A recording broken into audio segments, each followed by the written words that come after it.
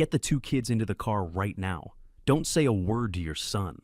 The floor repairman whispered those words in my bedroom on a cold October morning. I stared at him like he had lost his mind. "What are you talking about?" He didn't answer. He only handed me his phone. The photos on the screen made my blood run cold. I wanted to believe it was a mistake. But deep down, I knew someone in this house had wanted me gone for a long time. Welcome back to Revenge Dad. Before we begin, I'd love for you to drop a quick comment. Have you ever had to question someone you thought you knew completely? Your perspective might be exactly what someone else needs today. Please note, some details have been adapted for storytelling purposes, but the message at the heart of this is what truly matters. The headache arrived at 6:30 a.m., sharp just like it had every morning for the past 8 months. A dull throb behind my temples that I blamed on age, on grief, on the adjustment to living under someone else's roof.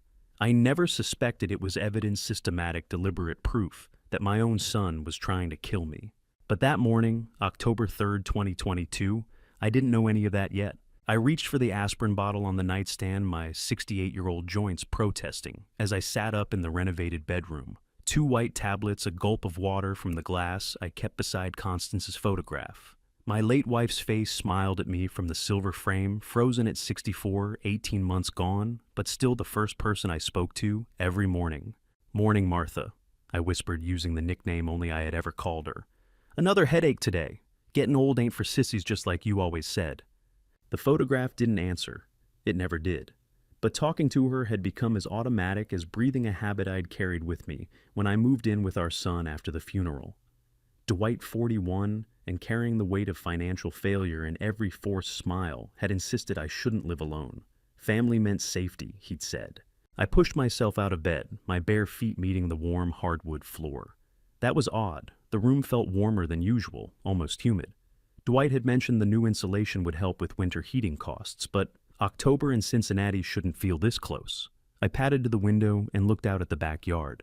Dwight stood near the fence line, phone pressed to his ear, his free hand gesturing sharply. Even from the second floor, I could see the tension in his shoulders, the way his voice carried that low, urgent tone that meant money problems, work, stress, adult burdens. I'd hoped my electrician's pension might help ease. Then he glanced up and saw me watching. The transformation was instant, the anxiety smoothed from his face like someone had flipped a switch. He raised his hand in an enthusiastic wave, his mouth forming an exaggerated smile. I waved back, and he pointed toward the house, then mimed eating. Always thoughtful, always caring. My phone buzzed on the nightstand. A text from Dwight sent 20 minutes earlier. "Did you sleep well, Dad? I left chicken porridge on the kitchen counter for you." The warmth of it should have comforted me. Instead, something small and cold settled in my stomach. An electrician's instinct, the same one that had kept me alive through 40 years of working with live circuits. Something in this circuit didn't quite add up. I shook it off. Grief made you paranoid. Grief made you see shadows where there was only love. For 18 months since Constance died, I'd been telling myself that moving in with Dwight was the right choice. That family meant safety, that the headaches were just age, the strange warmth in my room, just better insulation, the tightness in my chest, just the normal ache of a man learning to live without his wife of 43 years. Downstairs, the kitchen smelled like ginger and chicken broth. Dwight had already left for work. He always left early, he said, to beat the traffic. The porridge sat in a covered bowl on the counter, still warm. I ladled some into a smaller dish and sat at the kitchen table, the ceramic spoon clicking against the bowl in the quiet house. That's when 9-year-old Wren appeared in the doorway, her bright auburn hair, Constance's hair passed down through generations tangled from sleep. She wore pajamas covered in cartoon astronauts and carried her stuffed rabbit under one arm. "Morning, Grandpa," she said, climbing into the chair across from me. "Can I have Lucky Charms? Only if you promise to eat some real food first." I said, the same negotiation we'd had every morning. "How about some toast? Deal." She grinned, and I got up to put bread in the toaster. When I set the plate in front of her a few minutes later, butter melting into whole wheat, just the way she liked it. She took a bite and then asked with the casual innocence that only children possess, "Grandpa, why does Daddy always go into your room when you're asleep?" My hand froze halfway to my coffee mug. "What do you mean, sweetheart?" I kept my voice level easy. "Just a curious question from a curious kid." "I've seen him a bunch of times," Wren said, crunching her toast. "When I get up for water at night, Daddy's standing outside your door, or sometimes he's slipping inside real quiet. He always has something little in his hand, like a small box or something. I thought maybe he was checking to make sure you're okay. Now that's probably it, I heard myself say. He's probably just checking to make sure Grandpa is okay. But my hand had started trembling against the coffee mug, and I set it down carefully before Wren could notice. She'd already turned her attention back to her toast, the question forgotten as quickly as she'd asked it.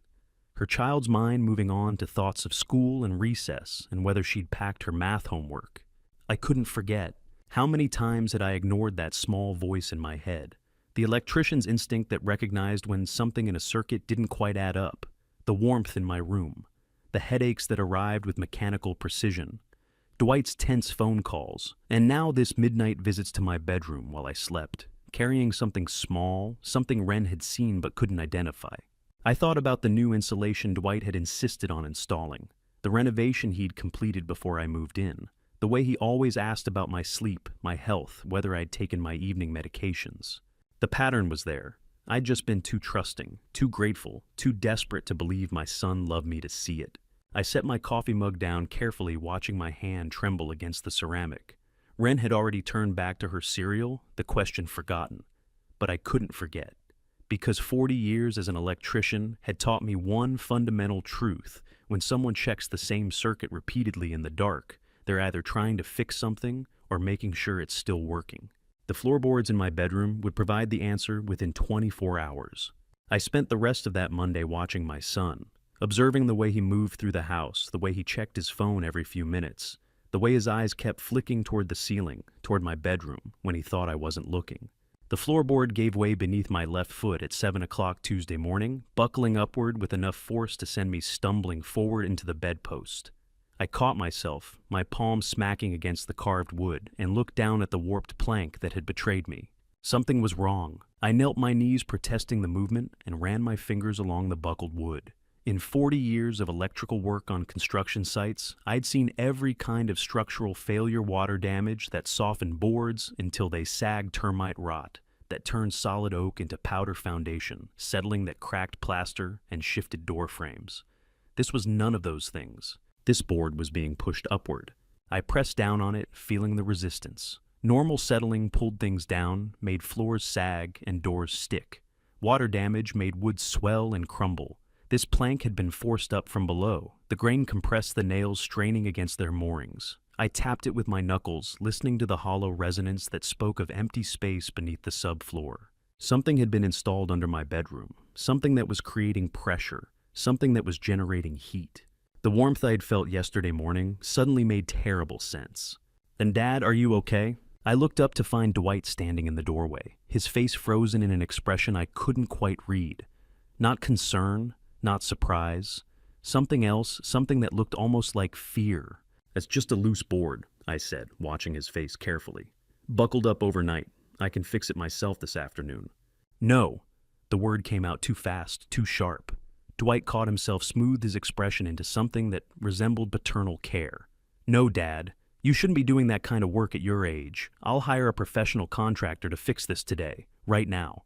That unnatural eagerness in his voice, "I'll fix this today, right now," caught in my chest like a fishhook. Because a boy genuinely worried about his father asks if you're hurt, not whether he can cover the problem up fast enough. "It can wait a few days, son," I said, standing slowly. "Just needs a couple nails and maybe a shim." "No, Dad. Today. I insist." Dwight was already pulling out his phone, his fingers moving across the screen with frantic purpose. "I'll find someone right now. Someone who can come this morning." I watched him retreat down the hallway, already absorbed in his phone, and thought about midnight visits with small objects in hand, about 8 months of headaches arriving like clockwork, about renovations completed before I moved in, insulation installed to help with heating costs in a room that now felt like a greenhouse in October. When someone rushes to cover up a problem, it's because they can't afford to let anyone look at it too long. I moved to the bedroom doorway and watched Dwight settle onto the living room couch, his phone pressed to his ear. He was scrolling through what looked like a Contractor app, selecting the first available morning slot, without reading a single review, without checking credentials, without comparing prices. Last year, when the kitchen tile needed repair, Dwight had spent 3 days researching contractors. He'd called for quotes, checked licenses, read customer testimonials, verified insurance coverage. He'd made a spreadsheet comparing hourly rates and materials costs. It had taken him 72 hours to make a decision about bathroom grout. This morning, he booked a stranger to tear up my bedroom floor in 4 minutes. The phone call came next. Dwight's voice dropped to a near whisper, but the house was old and sound carried through the heating vents in ways he'd apparently forgotten. I stood perfectly still, listening. "It's done," Dwight said, his words tight with tension. "The worker will be here by 10 o'clock this morning, before Dad has a chance to look closer." A pause. A woman's voice on the other end, Celeste his wife, though I couldn't make out her words. "I know," Dwight said. "I know it's a risk. But if he examines that floor himself, if he pulls up those boards before we can—" Another pause. Longer this time. "Yes," Dwight said finally. "I'll keep him downstairs. I'll make sure he doesn't go back up there until it's handled." He ended the call and sat very still on the couch, his head in his hands, his shoulders rising and falling, with deep breaths that looked more like panic than relief. I backed away from the doorway, silently returning to my bedroom and closing the door with a soft click. My hands were shaking again, not from age, not from grief, but from the cold, crystallizing certainty that my son was hiding something beneath my floor. Something he couldn't afford for me to discover. Something worth hiring a stranger in 4 minutes to conceal before his father's professional expertise could identify it. I sat on the edge of the bed and thought about Wren's question, about small objects carried in the dark, about circuits that needed checking, maintaining ensuring they were still working. How many warning signs does a father ignore before he's forced to admit his own son has become a stranger? The answer I was beginning to understand was all of them. Right up until the moment the floor buckles beneath your feet and you can't pretend anymore. I looked at Constance's photograph on the nightstand. "I think our boy is trying to kill me, Martha," I whispered, "and I think he's been working on it for months." The photograph smiled back, offering no comfort, no denial, no reassurance that I was wrong. At exactly 10 o'clock, an old work truck pulled into the driveway. Through the bedroom window, I watched a man step out, broad-shouldered, mid-50s, maybe moving with a kind of deliberate precision that had nothing to do with carpentry. He scanned the perimeter before approaching the house, his eyes tracking the roofline, the windows, the sight lines from the street. I recognized that gait immediately. 40 years on municipal construction sites taught me the difference between a civilian tradesman and someone who used to wear a uniform. This man had carried a rifle before he'd ever carried a toolbox. The doorbell rang downstairs. Dwight's voice rose in greeting, too bright, too eager. The carpenter who entered my home wasn't just there to fix floorboards. The man who stepped into my bedroom introduced himself as Glenn Garrison, and his handshake was brief, firm, and completely professional. But his eyes weren't looking at me or the damaged floor. They were systematically cataloging every corner of my bedroom like a man clearing hostile territory. "Mr. Prescott," he said, his voice flat and economical. "Glenn Garrison, let's take a look at your problem." He was maybe 52, broad-shouldered with close-cropped gray hair and the kind of weathered hands that spoke of decades holding tools. He set down a worn canvas toolbox near the buckled floorboard, but didn't kneel to examine it. Instead, he moved to the window, first checking the latch, scanning the backyard sightlines, then the HVAC vent, then the bed placement, then each corner of the room in methodical sequence. "Aren't you going to look at the floor first?" I asked. "Room first," Glenn said, not looking at me. "Floor second." I'd hired hundreds of contractors in 40 years, plumbers, electricians, drywall specialists, and not one of them had ever checked the ventilation before looking at the actual problem. Glenn pulled on a pair of latex gloves from his pocket, reached up to the HVAC vent cover, and ran one finger along the interior grating. He brought that finger to his nose, inhaled briefly, his expression unreadable. Then he turned and looked at me for the first time with real focus. "How long you been living in this room, Mr. Prescott?" "1.5 years," I said, "since my wife died." Headaches. The question hit me like a physical blow. "Yes, every morning, for months." Glenn nodded, once his jaw tightening. He didn't explain. He didn't ask follow-up questions. He just turned back to his toolbox and began removing tools with deliberate precision, crowbar, flashlight, work gloves. That's when I noticed Dwight standing in the doorway watching. He'd been there the whole time, silent, observing the contractor's every movement. Glenn must have sensed the presence because he shifted his gaze without turning his head, locking eyes with my son for a single unblinking second. No greeting, no acknowledgement, just a look that carried weight I couldn't interpret. Dwight stepped back from the doorway and disappeared down the hallway. I heard his footsteps descending the stairs too fast, too urgent. Glenn knelt beside the buckled floorboard and began working. He didn't rush. Every movement was calculated, efficient, the kind of precision you learned in training that had nothing to do with carpentry. He pried up the first damaged plank, setting it aside carefully, then the second, the third. Standard insulation appeared beneath the surface layer, pink fiberglass batting that looked ordinary untouched. But Glenn kept digging. He pulled away the insulation, exposing the subfloor joists. Then he produced a tactical flashlight from his belt, military grade, the kind that could double as a weapon, and shone it down into the crawl space between my bedroom floor and the first-story ceiling below. Then all sound cut out. Not gradually, not like someone pausing to think or rest. Just an absolute dead halt. Glenn's breathing stopped. The scraping of tools stopped. Even the ambient noise of the house seemed to vanish, leaving only suffocating silence. I leaned forward, trying to see what he was looking at. The flashlight beam cut through the darkness beneath the floor, illuminating nothing but shadows and the skeletal framework of joists and ductwork. 15 seconds passed. 20. The silence wasn't just absence of sound. It was presence of something worse, recognition, calculation-controlled fear. "Mr. Garrison," I said, my voice barely above a whisper. "You all right down there?" No answer. The flashlight beam remained perfectly still, aimed at something I couldn't see. Glenn's body had gone rigid, his shoulders locked, his head angled down into the crawl space like a man staring at a live bomb. Silence is louder than any scream when it comes from a man who just looked directly at something he recognized and feared. Another 5 seconds, 10. Then Glenn's voice emerged from the darkness, barely audible, eerily flat. "Mr. Prescott." "Yes." "Do not call your son into this room." The words landed like stones in still water, rippling outward, reshaping everything I thought I understood about my home, my family, my safety. "What did you find?" I asked, my throat tightening. Glenn still hadn't moved. The flashlight beam still pointed into the crawl space, unwavering. His voice came out measured, controlled the tone of someone delivering tactical instructions under fire. "Do you trust me, Mr. Prescott?" "I don't even know you." "That's not what I asked." I looked down at this stranger, this broad-shouldered man with a military flashlight and latex gloves, who had checked my HVAC vent before examining a broken floor, who had locked eyes with my son and made him retreat without a single word, who now knelt above a darkness I couldn't see and warned me against my own flesh and blood. "Yes," I heard myself say, "I trust you." "Good." Glenn's voice remained flat, empty of emotion.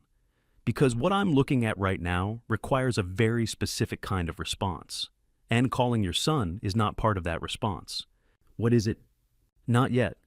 The flashlight finally moved, sweeping slowly across the crawl space in a methodical grid pattern. "First, I need to photograph it, document it, make sure I'm seeing what I think I'm seeing." "And what do you think you're seeing?" The flashlight clicked off. Glenn remained motionless in the darkness for one more breath, 2 more, 3. Then he spoke, and his voice carried the weight of a man who had seen this kind of thing before and knew exactly what it meant. "Something that suggests your son didn't hire me to fix your floor, Mr. Prescott. He hired me to hide it before you could hire someone else." My hands started shaking, not from cold, not from age, from the terrible understanding that the man kneeling beside my bed had just confirmed the suspicion I'd been too afraid to name. "How did you know?" I whispered. "The app your son used to book me," Glenn said, still not emerging from the hole in my floor. "It's not a contractor service, it's a veteran network. Combat engineers, EOD specialists, people who know how to identify things civilians shouldn't have to recognize. Your son searched for someone with specific skills. He just didn't realize I'd also know why. He hadn't climbed out yet. He hadn't shown me a single thing. He only told me not to call my own son. And I, a father who had trusted his boy like gospel for 41 years, chose to obey a complete stranger's whispered command from the darkness beneath my bedroom floor. What Glenn Garrison saw in that crawl space would shatter every certainty I had left. When Glenn Garrison finally climbed back up through the gap in my bedroom floor, his face had gone the color of old concrete, and he wouldn't meet my eyes. He set the tactical flashlight down on my dresser with exaggerated care, like a man handling evidence at a crime scene. Then he took a long, slow breath through his nose, his jaw working as if chewing words he couldn't quite bring himself to speak. I waited. 5 seconds, 10. "What did you—" I started. Glenn stepped close to me. Uncomfortably close. The kind of proximity that violated every civilian social contract, but made perfect sense for tactical communication. He leaned in, and when he spoke, his voice was barely audible. "Get your 2 grandkids into my truck right now," he whispered. "Don't say a word to anyone. Don't pack a bag. Don't ask questions. Just walk them out." My mouth went dry. "What is—" Later, his eyes locked onto mine with absolute focus. "Right now, just move. No panic. No hesitation. Only the icy absolute certainty of a man who'd looked at lethal danger before and knew exactly how much time you had to react. I'd seen that look once before, 40 years ago, on a site foreman who'd spotted a severed gas line seconds before the spark. He hadn't explained. He'd just screamed run, and we'd run, and the building had collapsed 30 seconds later. Glenn Garrison wasn't screaming, but his eyes were. "Where's Dwight?" I whispered back. "Don't know, don't care. You leave before he comes back upstairs." Glenn's hand settled on my shoulder, firm, but not rough. "Trust me, Mr. Prescott. Whatever questions you have, I'll answer them in 10 minutes. But if you want your grandchildren safe, you move right now." I was choosing to trust a stranger I'd met 30 minutes ago over my own son, and somehow looking into Glenn Garrison's unwavering, combat-hardened eyes, that felt like the first rational decision I'd made in 8 months. I turned and walked out of the bedroom, my legs moving on autopilot, while my brain struggled to process what was happening. The hallway seemed longer than it should have been. The stairs creaked under my weight in a way I'd never noticed before. Every detail of my son's house suddenly felt foreign, hostile, wrong. In the living room, Wren sat on the carpet surrounded by her stuffed animals, staging some elaborate scenario involving a tea party and astronauts. At the dining table, my 14-year-old grandson Kieran bent over his algebra homework pencil, scratching against paper in the quiet afternoon light. They both looked up as I entered. "Let's come to the truck with Grandpa," I said, keeping my voice level. "Right now." Wren's face scrunched in confusion. "Why, Grandpa, I'm playing." "Now, sweetheart." Kieran set down his pencil slowly. He studied my face for 3 silent seconds, reading something there I hadn't known I was showing. Then, without a single question, he stood, walked over to his sister, and took her hand. "Come on, Wren," he said quietly. "Grandpa needs us." The boy's trust nearly broke me. He didn't ask why. He didn't argue. He just looked at my face and understood that something had shifted, that the rules of normal Tuesday afternoons no longer applied. At 14, Kieran possessed the same quiet perception his grandmother Constance had carried, the ability to read a room, to sense when questions would waste the time you didn't have. Wren reluctantly stood, clutching her stuffed rabbit to her chest. "Are we coming back for my toys?" Later, I said, the lie tasting like copper on my tongue. We walked to the front door in complete silence. I could hear Glenn moving in the bedroom above us, methodical sounds of tools being packed, floorboards being replaced, a man cleaning up a crime scene. The hallway clock ticked. The refrigerator hummed. Somewhere in the house, Dwight's voice drifted up from the basement. He was on another phone call, his tone placating professional.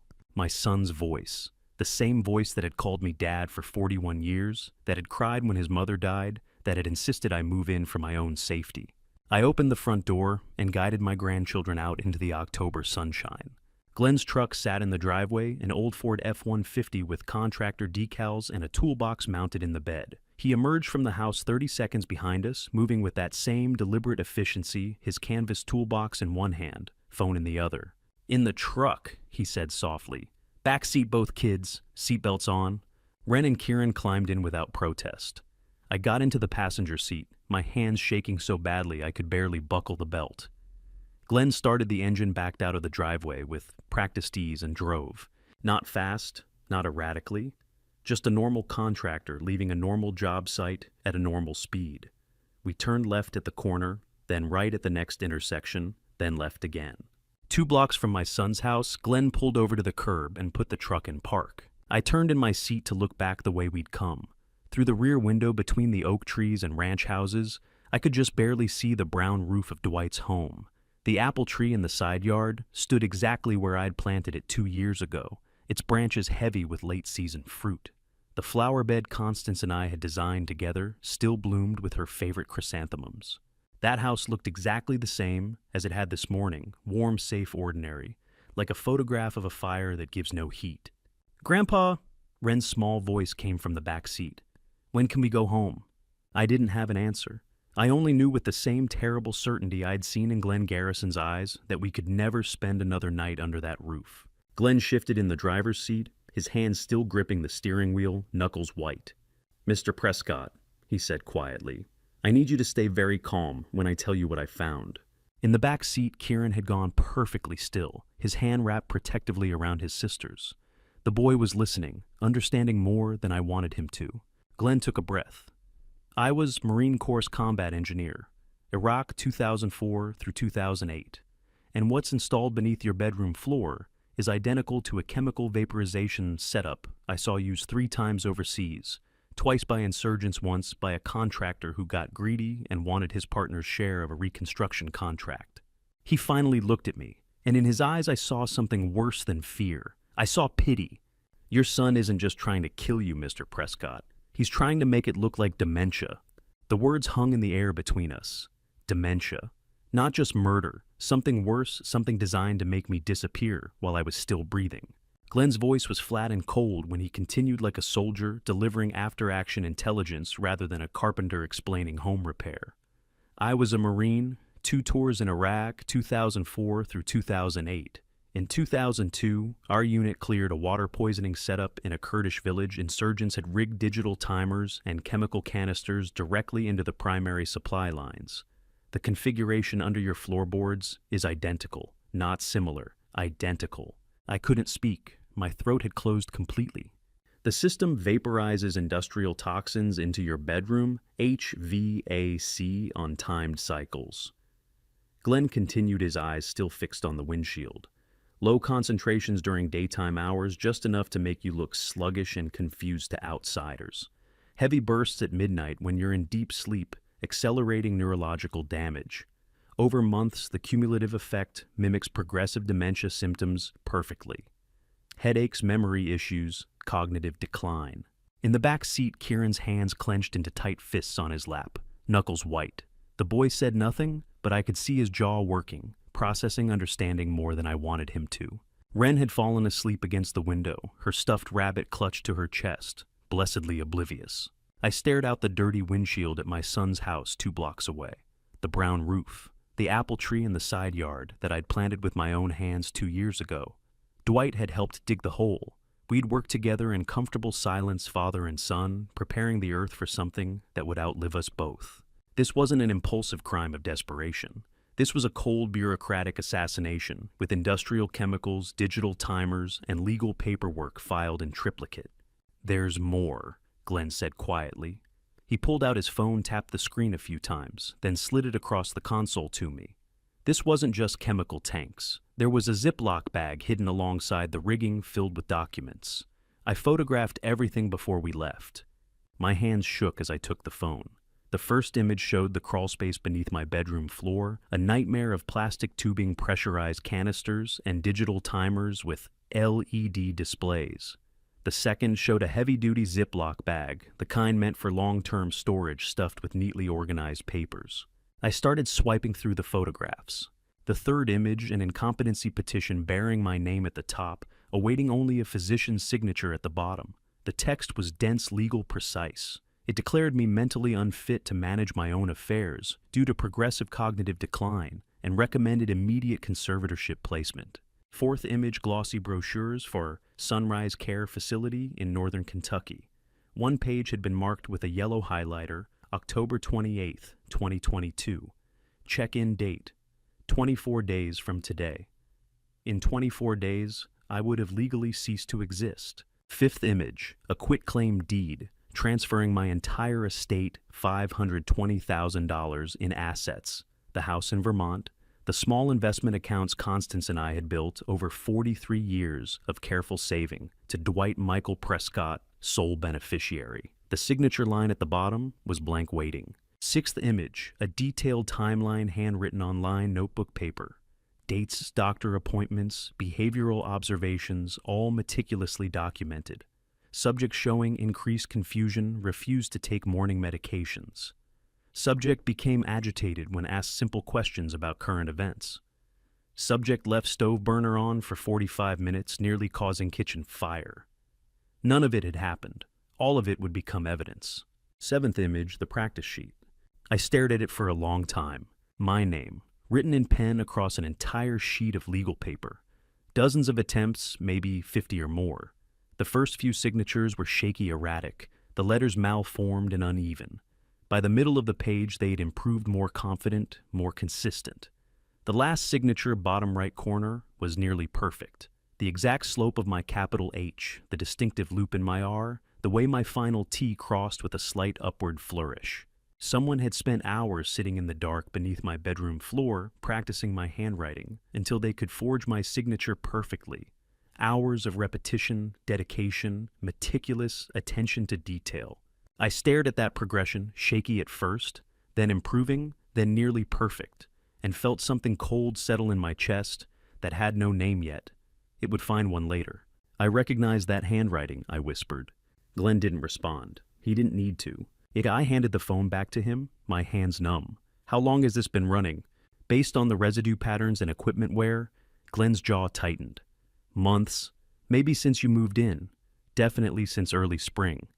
8 months. The timeline matched perfectly. 8 months of headaches. 8 months of feeling slightly off.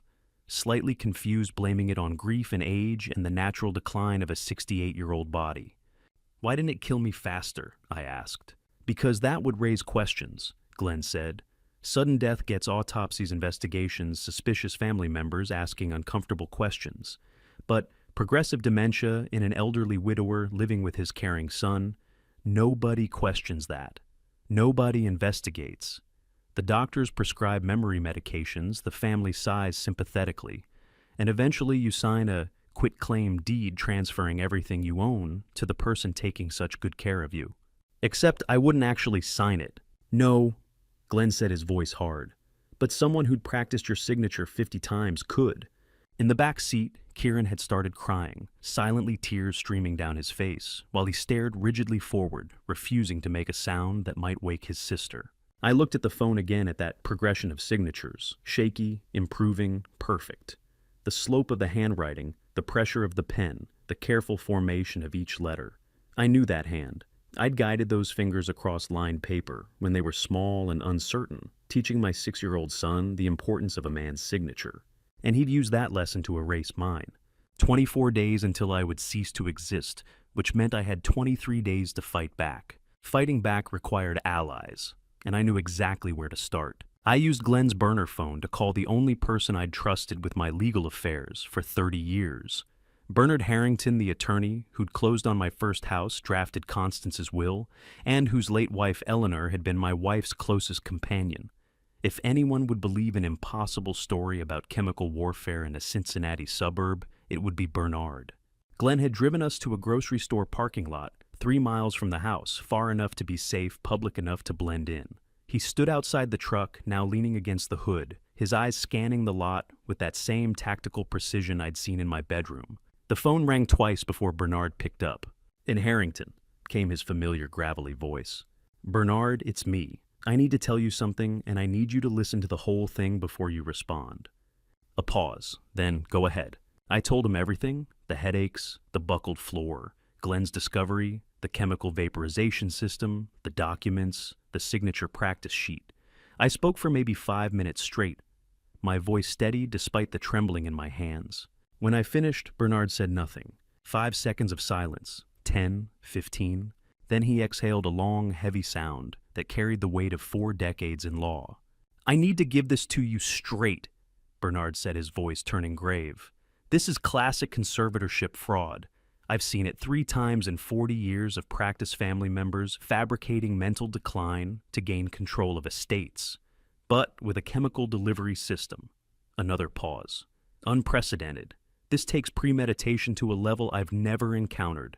Something in my chest loosened, not relief, not comfort. Just the simple knowledge that I wasn't insane, wasn't paranoid, wasn't imagining patterns and random noise. "Stay away from that house," Bernard continued, his tone sharpening into command. "Do not call your son. Do not call anyone else in the family. Do not let them know you're aware of anything. You have photos of what was found? Yes. The contractor who discovered it photographed everything.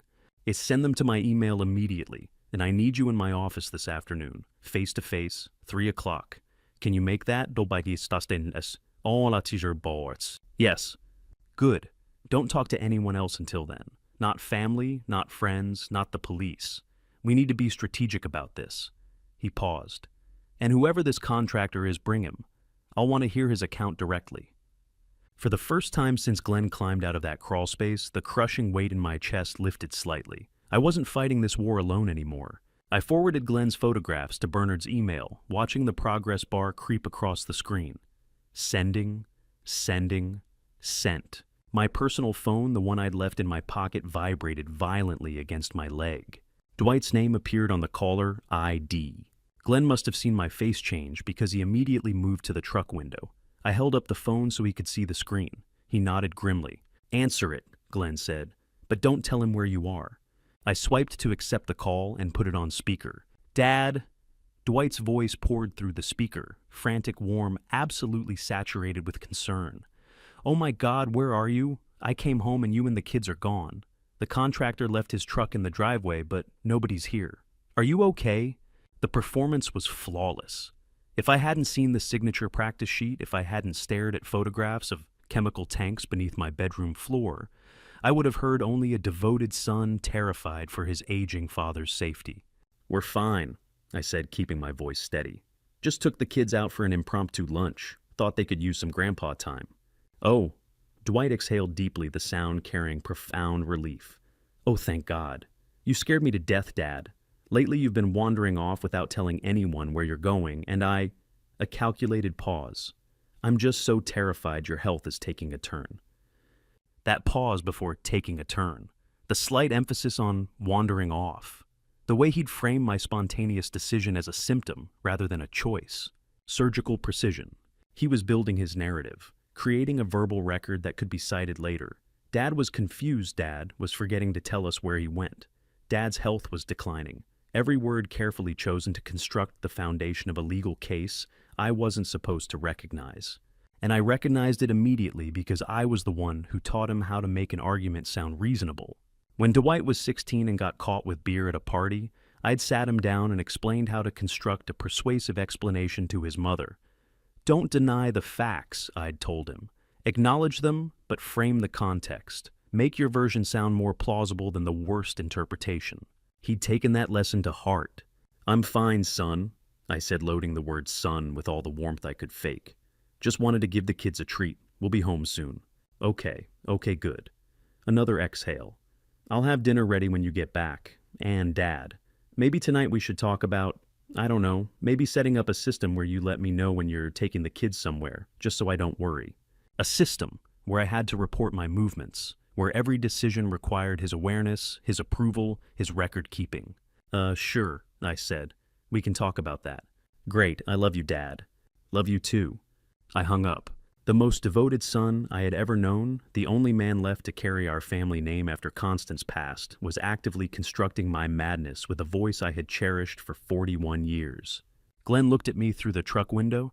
He's building his narrative. I nodded slowly, my jaw tight. I know, I said. He learned from the best. Glenn looked at me. I didn't explain. In the back seat, Kieran had been listening to the entire conversation. The boy's face had gone pale, his hands clenched in his lap. Grandpa, he whispered, that was Dad. That was my dad. I know, son. He sounded so worried, so normal. That's what makes it work, I said quietly. Glenn climbed back into the driver's seat and started the engine. Where to? Bernard Harrington's office, I said. 3 o'clock. We have 2 hours. And in those 2 hours, Bernard Harrington would show me just how deep that lie went. Bernard Harrington's law office smelled of rich coffee and aged leather, the same scent that had greeted me 30 years ago when Constance and I closed on our first house, back when life was simple, and I believed the people I loved could never hurt me. The office hadn't changed much. Same mahogany desk, same brass lamp casting warm light across legal documents, same built-in bookshelves lined with statute volumes and case law. Bernard himself looked older than I remembered 71, now his hair completely white, deep lines carved around his eyes. but his gaze was as sharp as ever. "Sit," he said, gesturing to the leather chair across from his desk. I sat.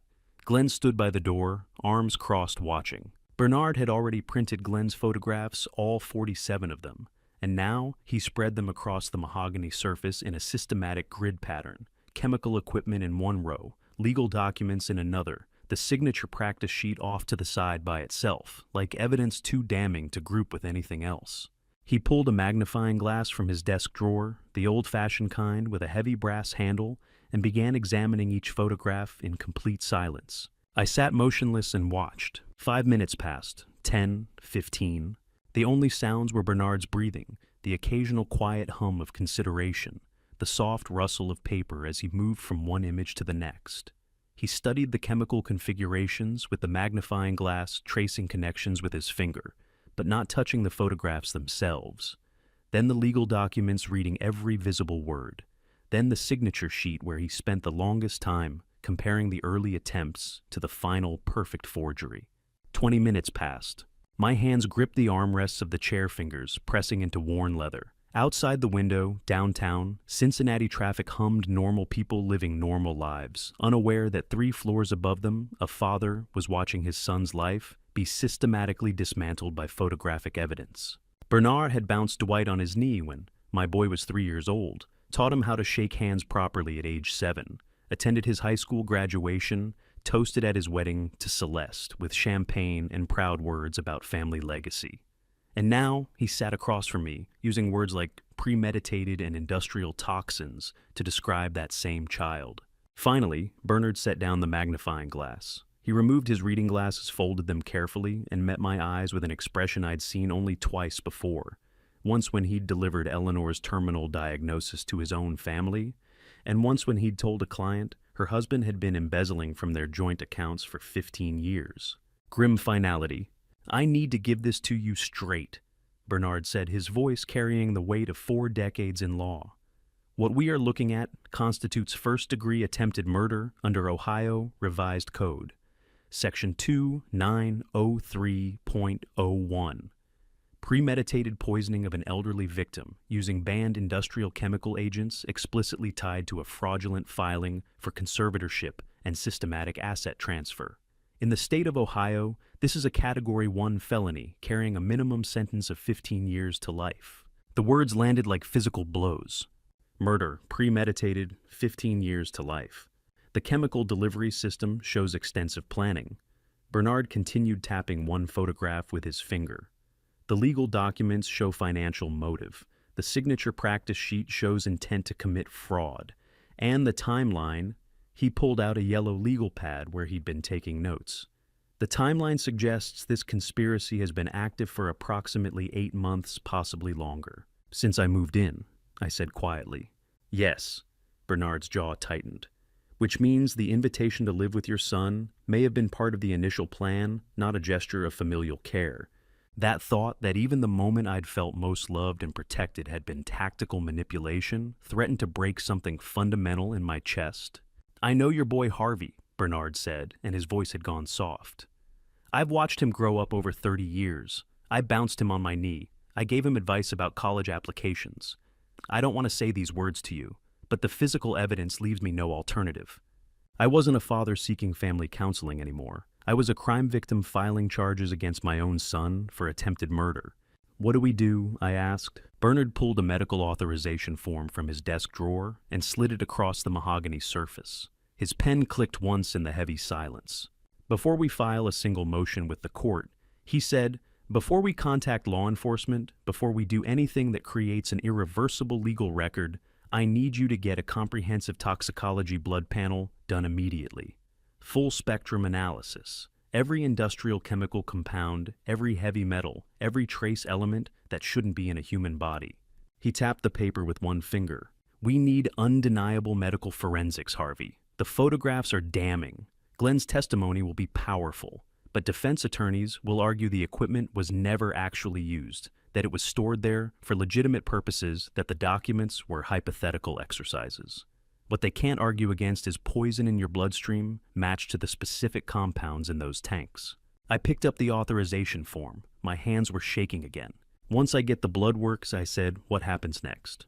We file an emergency protective order. We notify law enforcement. We begin criminal prosecution.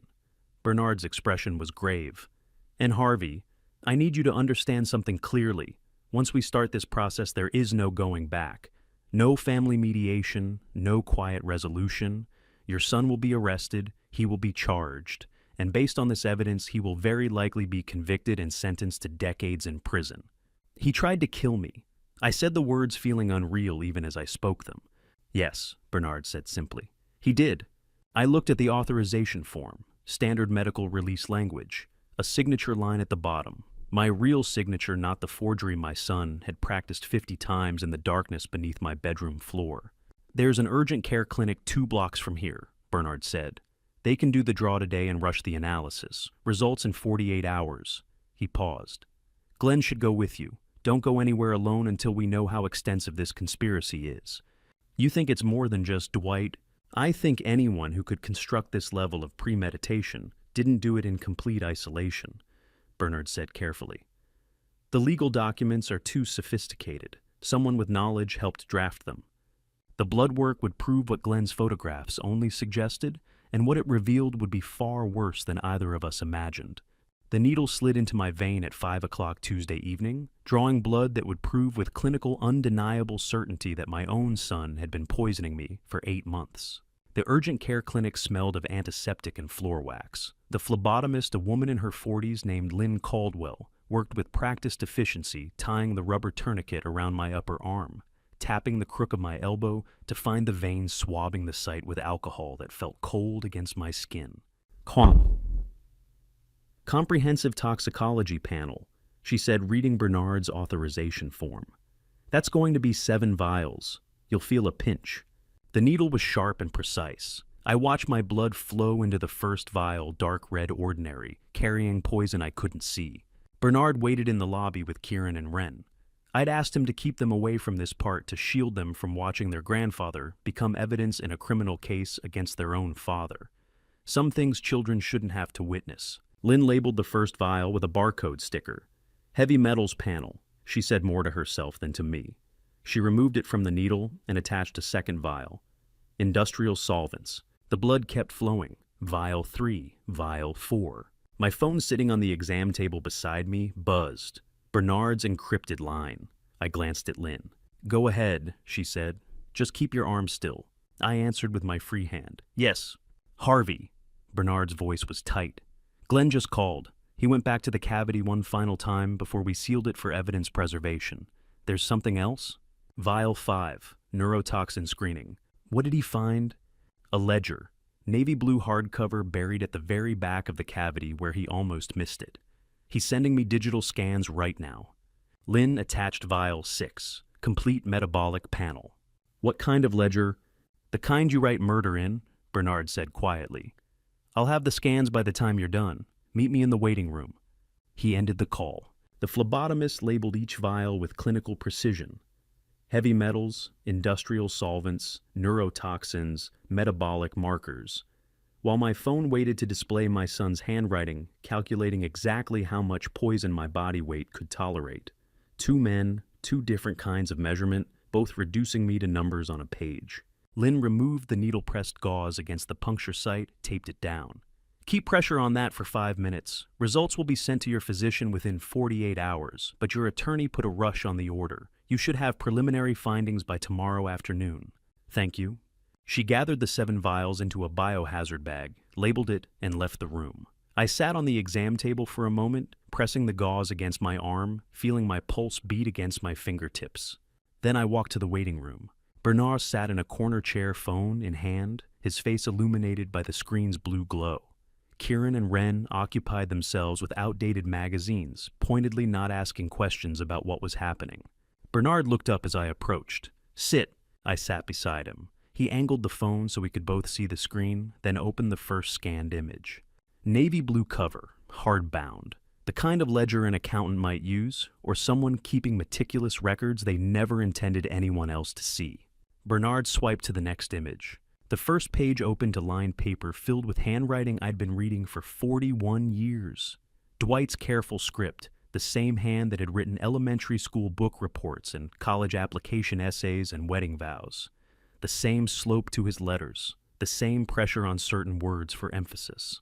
But the content, the first entry read like a research paper, written in my son's careful hand, a banned industrial solvent, its properties, its effects on the human nervous system at low chronic doses. The language was clinical and precise, how it mimicked dementia, onset, how long before the damage became irreversible. Below that, calculations. My body weight. Exposure timelines. Estimated days to symptomatic presentation. Numbers as cold and deliberate as a contractor's bid, except the project was my mind, and the deadline was my death. Bernard swiped to the next page. More calculations, dosage adjustments, symptom tracking checkpoints, a timeline of when to introduce the conservatorship petition, when to schedule the physician evaluation, when to have the quitclaim deed ready for signature. Every step planned, every detail calculated, every outcome engineered. "This is his handwriting," Bernard asked quietly. "You're absolutely certain?" "I've read that hand for 41 years, I said. "I taught him cursive at the kitchen table when he was 7. That's Dwight." Bernard swiped back to the first page and enlarged the image. Top right corner, a date. December 14th, 2021. My mind went blank for a moment, refusing to process what that meant.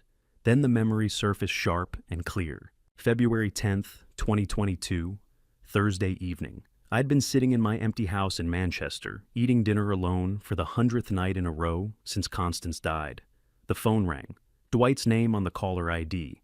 I remembered his voice, the thickness in it, like he'd been crying, the words tumbling out in a rush of emotion and concern. "Dad, I've been thinking about you living all alone in that big house. It's not good for you. The kids miss you. We miss you. Come live with us. Please. We have that second floor bedroom all set up. You shouldn't be by yourself anymore." I'd been touched, moved, grateful that my son cared enough to offer that he wanted his old father close. I remembered every word of that conversation, Dwight's voice breaking, when he said how worried he was about my health, how the kids needed their grandfather, how families should stick together. Every word had been a lie written 58 days earlier in blue ink. December 14th, 2021, the first ledger entry. February 10th, 2022, the tearful phone call. 58 days, almost 2 months. He'd researched the chemicals, calculated the dosages, planned the legal strategy, and engineered every step of my destruction before he ever picked up the phone and asked me to come home. The invitation wasn't an act of love. It was the execution phase of a murder plot. "Harvey." Bernard's voice seemed to come from very far away. "Are you all right?" I stared at the first page of that ledger on his phone screen. December 14th, 2021, written in my son's careful hand. And the bloodwork 7 vials sealed in a biohazard bag, rushing to a laboratory where technicians would measure exactly how well Dwight had executed his plan with lethal precision from the moment I'd crossed his threshold.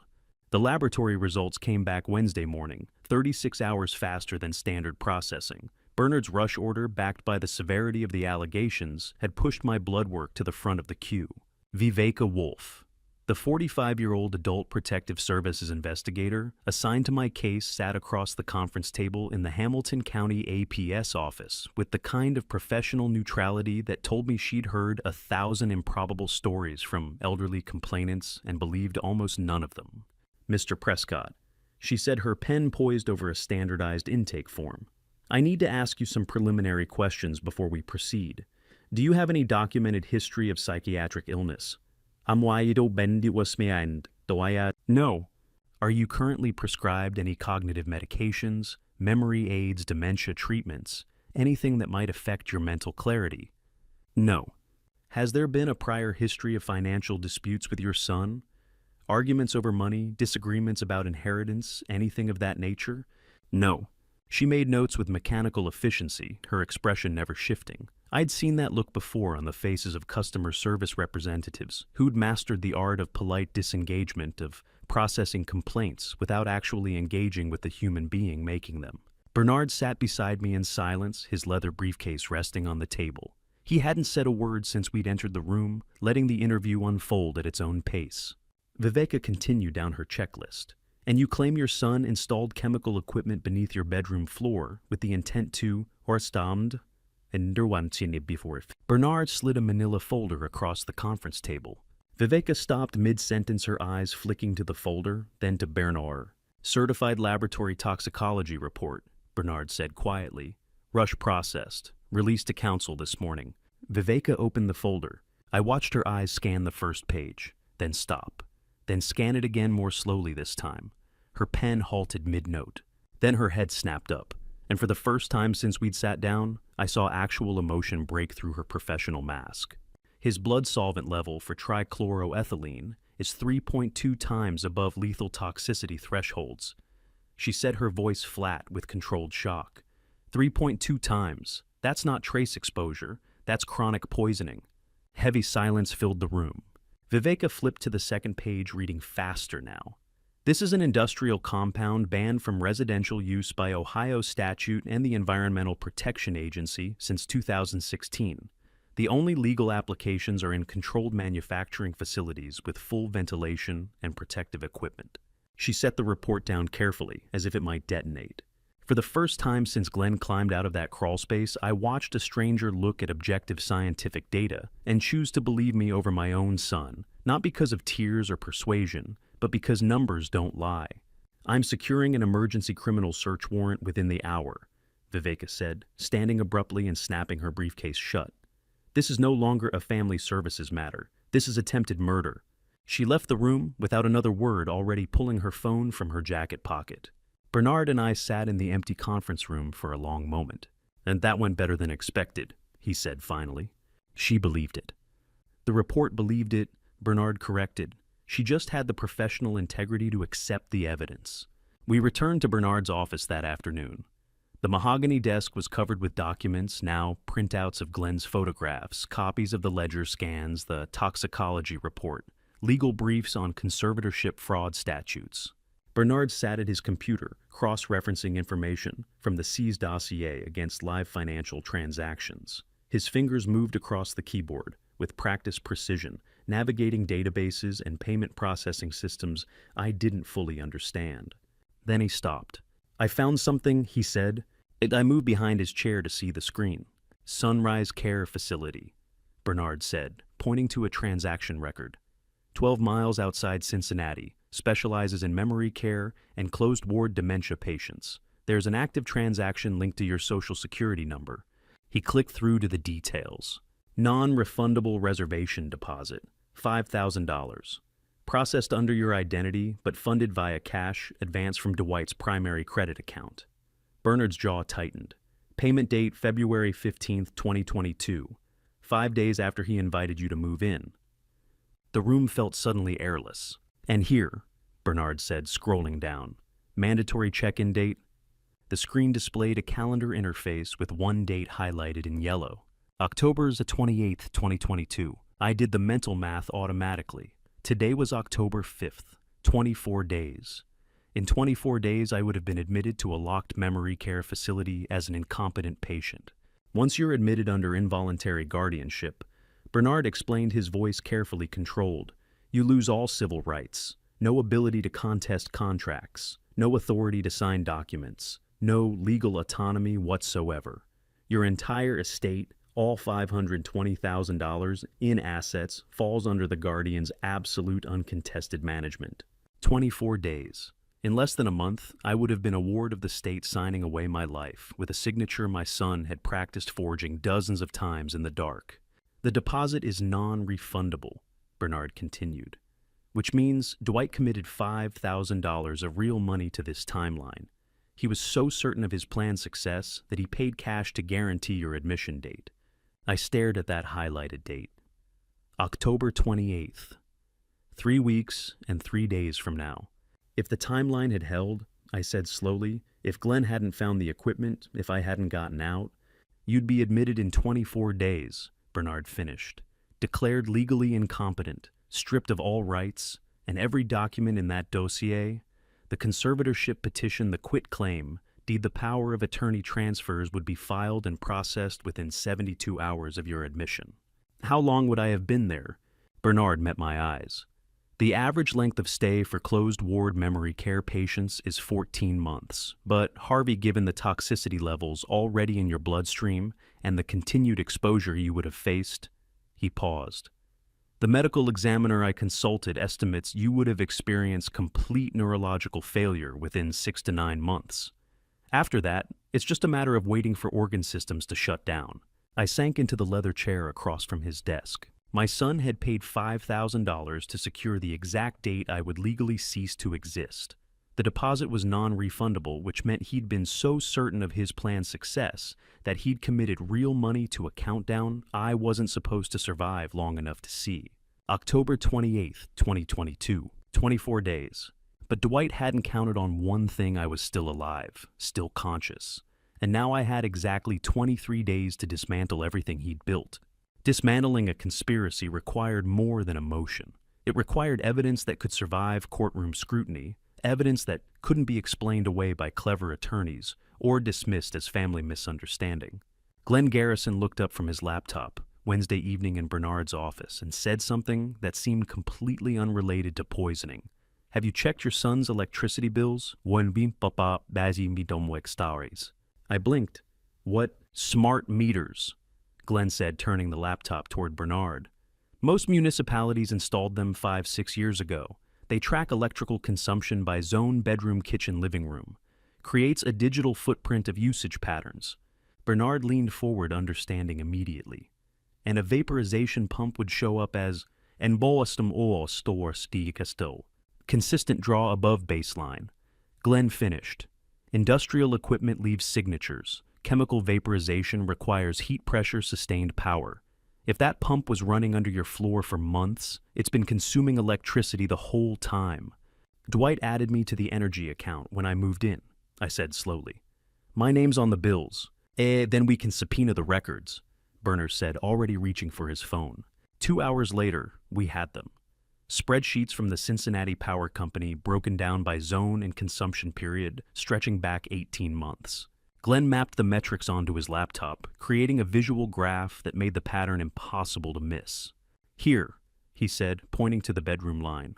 "Flat consumption from August 2021 through January 2022. Matches every other bedroom in a comparable home. Lighting maybe a clock radio phone charger. Standard residential draw." His finger moved to February 2022. Then this. The bedroom line spiked upward and stayed there. Starting March 2022. Glenn continued, "Your bedroom's electrical consumption surged 23 to 31%, above every other zone in the house. Not occasional spikes. Sustained continuous draw. For 7 months straight." I stared at the graph.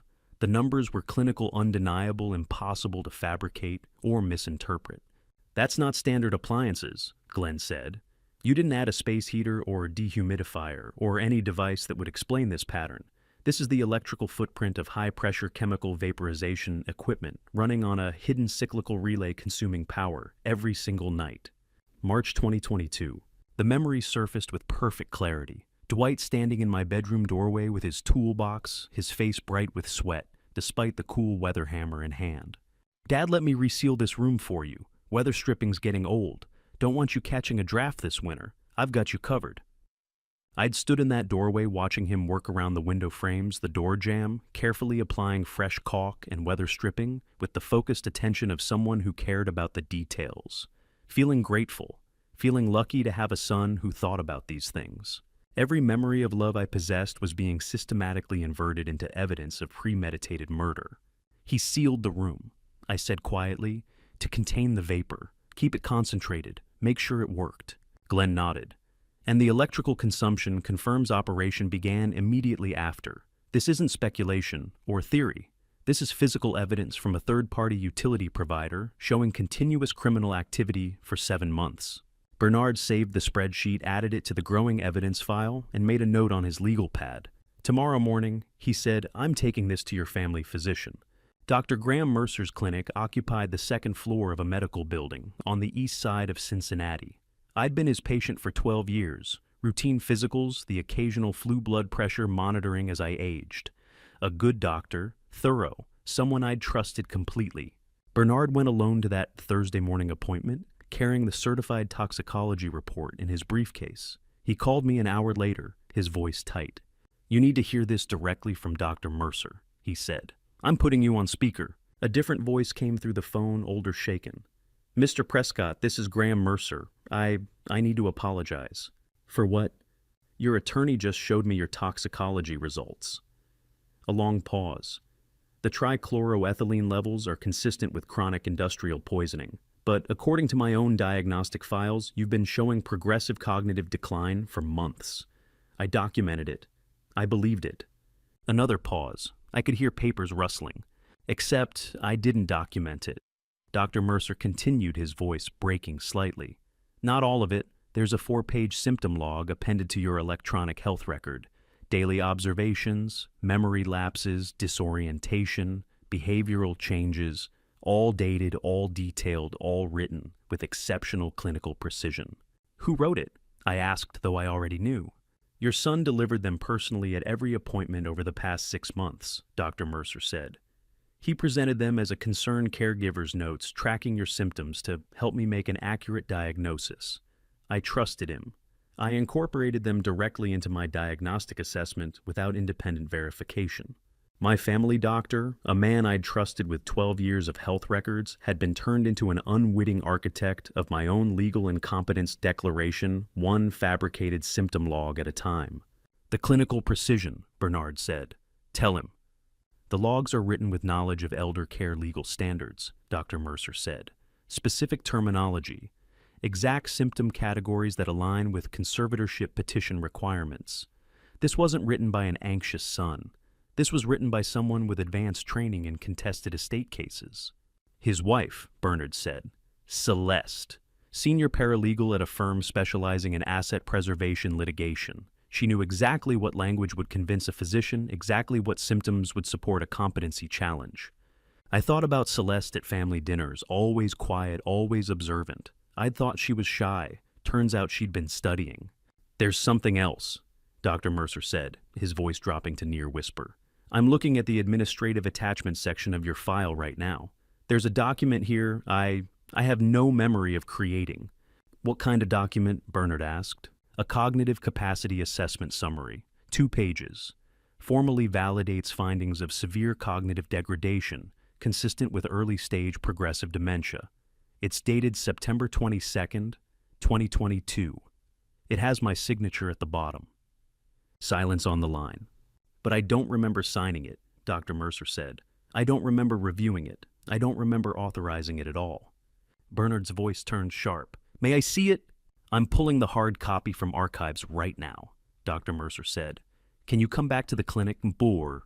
What they found in that buried file would prove the conspiracy had already infiltrated the legal system itself. Dr. Mercer crossed his office to the filing cabinet, hands visibly trembling as he pulled the drawer open to find the hard copy of the document that shouldn't exist.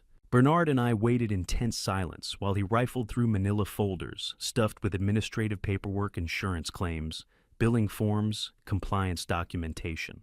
The kind of bureaucratic debris that accumulated in any medical practice filed away and forgotten until subpoena or audit demanded retrieval. "Here," Dr. Mercer said, finally pulling out a thin folder. "September patient administrative processing." He opened it on his desk. 2 pages, official letterhead, dense text formatted in medical legal language, and at the bottom, his signature in blue ink. Cognitive capacity assessment summary. Patient name Harvey James Prescott. Dr. Mercer's face had gone pale. "I remember this now, not the content, just the moment." "Walk us through it," Bernard said quietly. End of the day, September 22nd. I'd been running behind all afternoon, emergency walk-ins, prescription renewals, 2 Medicare audit calls. Celeste was waiting in the lobby when I finished your 3rd examination. He pointed to the date on the form. She said she had paperwork that needed my signature before the billing cycle closed. He picked up the document, his hand still shaking slightly. Thick stack of Medicare reimbursement forms, maybe 20 pages. Standard insurance compliance documentation requiring routine physician sign-off. I was exhausted.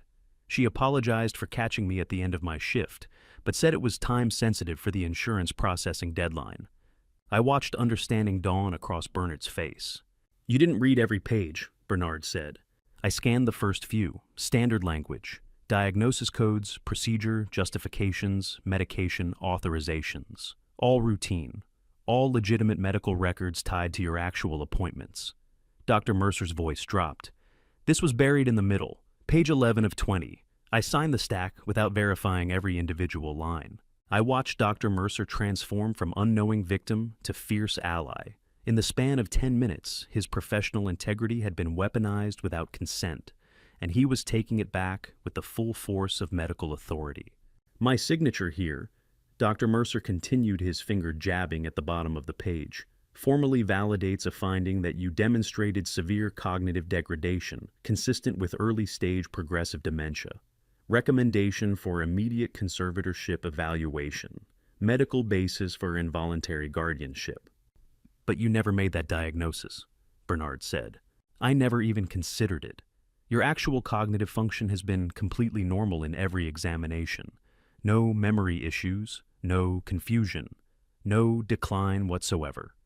He set the document down carefully, as if it might contaminate something. This document hasn't been filed with probate court yet. They were holding it. As an ace, Bernard said.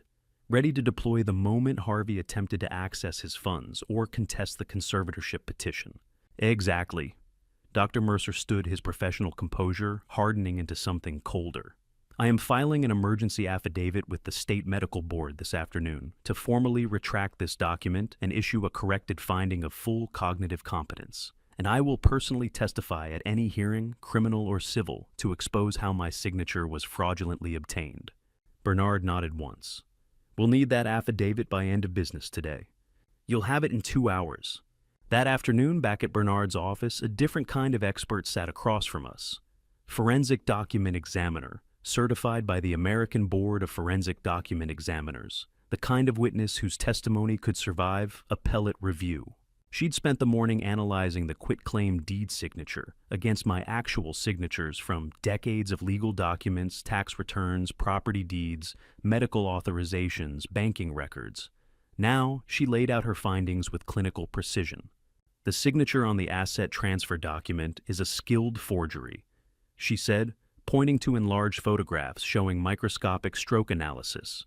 The overall shape mimics the genuine signature, but the physical pressure profiles are inconsistent with natural handwriting patterns. She slid another image across the desk, one of the practice sheets from Glenn's photographs. These practice attempts show progressive improvement in replicating the target signature. Early attempts exhibit hesitation marks, uneven pressure, conscious effort to copy rather than write naturally. Later attempts achieve near-perfect visual replication. Can you identify the forger? Bernard asked. The baseline stroke mechanics on the practice sheets match the ink pressure profiles found in this document. She produced a photograph of Dwight's blue ledger. Same hand, same writer. Whoever created the practice sheets also wrote the entries in this ledger. My son, my boy. Sitting in the darkness beneath my bedroom floor, practicing my signature dozens of times until he could replicate it perfectly. Not outsourcing the crime to some professional forger. Doing it himself by hand with the same meticulous patience I'd taught him. I was the one who taught him penmanship, holding his 6-year-old fingers, showing him how to form each letter with care and intention, guiding the pencil across lined paper in our kitchen in Manchester, while Constance made dinner and the evening light came golden through the windows. A man's signature is his bond son. I'd told him, my voice patient and proud. Make it distinct. Make it yours. People will judge your character by how you sign your name. He'd listened so carefully, asked me to show him again, practiced for weeks until his signature was clear and confident. I never imagined those same careful strokes would one day erase my legal existence. The forensic examiner packed up her materials, leaving copies of her analysis for Bernard's evidence file. After she left, I sat in the leather chair, staring at the photographs spread across the mahogany desk. Practice sheet progression, shaky attempts, improving precision, final perfect forgery. I remembered Dwight at 6 years old, tongue pressed between his teeth in concentration, his small hand wrapped around a pencil too large for his fingers. Me sitting behind him at the kitchen table, my hand covering his, guiding the loops and curves. Like this, see smooth motion. Don't lift the pen until you're done with the whole name. Will my signature be as good as yours someday, Dad? Better, son, because you're learning the right way from the start. I stared at the forensic report showing the progression of his forgery practice. First attempts shaky and uncertain, final attempts nearly perfect replicas of my own hand. I remembered sitting behind my 6-year-old son at the kitchen table, guiding his small fingers across lined paper, my voice patient and proud. A man's signature is his bond, son. Make it distinct, make it yours. And he had used that bond to try to steal my life. But understanding how he'd stolen my signature was only the beginning. The question remained, why go to such elaborate lengths? Bernard's computer chimed with a financial network alert Friday morning, and the number that appeared on his screen, $300,000, made him push back from his desk and reach for the phone. "Harvey," he said when I answered. "Get to my office, now." I arrived 20 minutes later to find him staring at his monitor, his face gray. "What is it?" "A supplemental life insurance policy," Bernard said, turning the screen toward me. $300,000, opened 6 months ago under your Social Security number. Sole designated beneficiary, Dwight Michael Prescott. The room tilted slightly. "I never opened any life insurance policy." "I know." Bernard pulled up another window. "The monthly premium payments have been auto-debiting from your checking account for half a year. Disguised as a recurring utility charge, you probably never noticed because it matched the pattern of your normal bills." He clicked to the application documents. "The signature on the application has already been verified by our forensic examiner. Another forgery. Same hand that practiced your name 50 times beneath your bedroom floor." I sank into the leather chair, the implications assembling themselves with terrible clarity. "Let me show you the math," Bernard said, pulling out his legal pad. "Your estate at the Vermont Property Investment Account savings is worth approximately $520,000. Add this insurance policy, $820,000 total." He wrote the numbers in neat columns. "Dwight's outstanding debt based on the financial records we've subpoenaed, $380,000. Mortgage arrears, credit cards, business loans, tax liens. If he'd succeeded in having you declared incompetent and admitted to that facility, and if you died there from continued chemical exposure within the projected 6 to 9 months, Bernard circled a number at the bottom of his calculations. He would have netted $440,000 in profit after clearing all his debts. This wasn't a desperate son trying to survive crushing debt. This was a calculating predator who saw his aging father as a $440,000 windfall. The life insurance policy was opened in April. I said, slowly doing my own mental math. 2 months after I moved in, right when the chemical exposure would have been establishing consistent patterns in my bloodstream. "Exactly," Bernard said. He waited until the poisoning was underway before securing the payout mechanism, making sure the investment would yield returns. I thought about Dwight's voice on the phone when he'd invited me to live with him, the thickness in his throat, the concern, the love, all of it calculated, all of it engineered, not just to solve a debt problem, but to profit from my death. "There's something else," Bernard said. He pulled a thick file from his desk drawer. "I've been tracking Celeste's background, her employment history before she married your son." He opened the file, revealing pages of legal documents, settlement agreements, and investigative reports. 4 years ago, Celeste worked as a senior paralegal at a prominent estate litigation firm in Louisville, Kentucky. Prestigious practice, high net worth clients, very specialized work in contested asset preservation.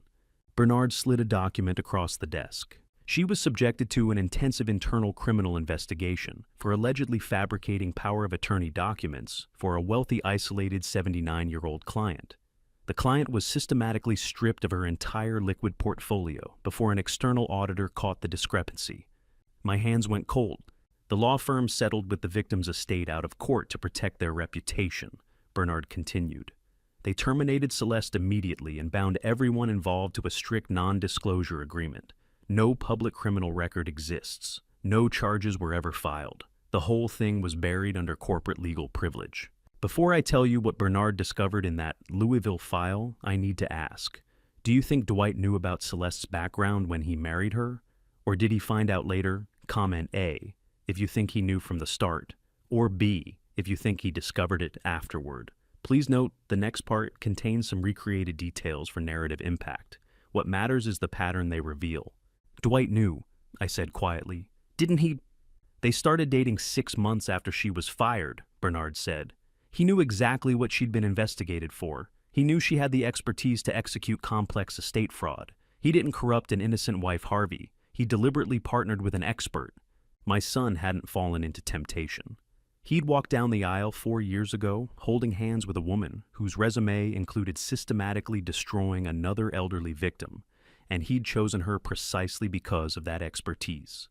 The methodology, I said, the fabricated symptom logs, the buried medical documents, the careful timing, that was all her. She taught him how to make it look legitimate, Bernard confirmed. How to weaponize medical authority, how to construct a legal framework that would survive initial scrutiny.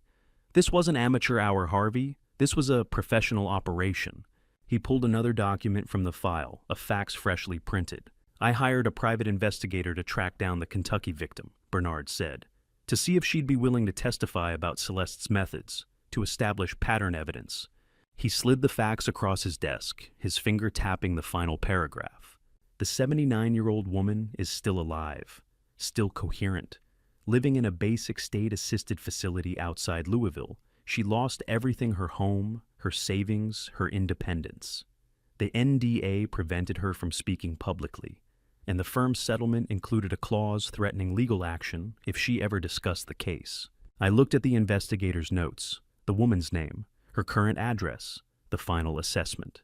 According to the investigator, Bernard said quietly, she remembers every single detail of how Celeste systematically stripped her of her life savings, the fake documents, the substituted paperwork, the overnight asset transfers, all of it. The woman had been silenced by corporate lawyers and NDA threats for 4 years, watching her abuser walk away without criminal charges, living in state-funded poverty, while Celeste moved on to her next victim. But she was about to find her voice again.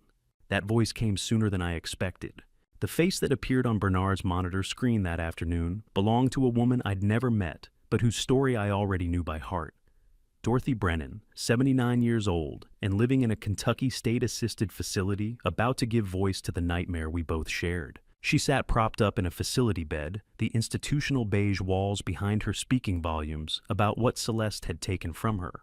Though frail, her eyes were sharp and focused, carrying the weight of someone who had survived systematic predation and never forgotten a single detail.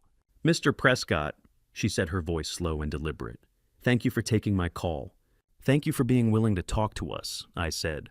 "I've kept silent for 4 years," Dorothy said, "because the high-priced corporate lawyers who handled my settlement told me I'd lose my state care vouchers if I spoke publicly about what happened. They made me sign papers that said I could never discuss the case. I was exhausted. I was terrified, so I signed." She looked directly into the camera, and I saw the same anger I'd been carrying for the past week. "But I haven't forgotten a single face," she continued. "And when Mr. Harrington's investigator contacted me yesterday and told me what Celeste tried to do to you, I knew I had to speak." Bernard leaned forward. "Can you walk us through what happened to you?" Dorothy took a breath, gathering her thoughts. "It started slowly.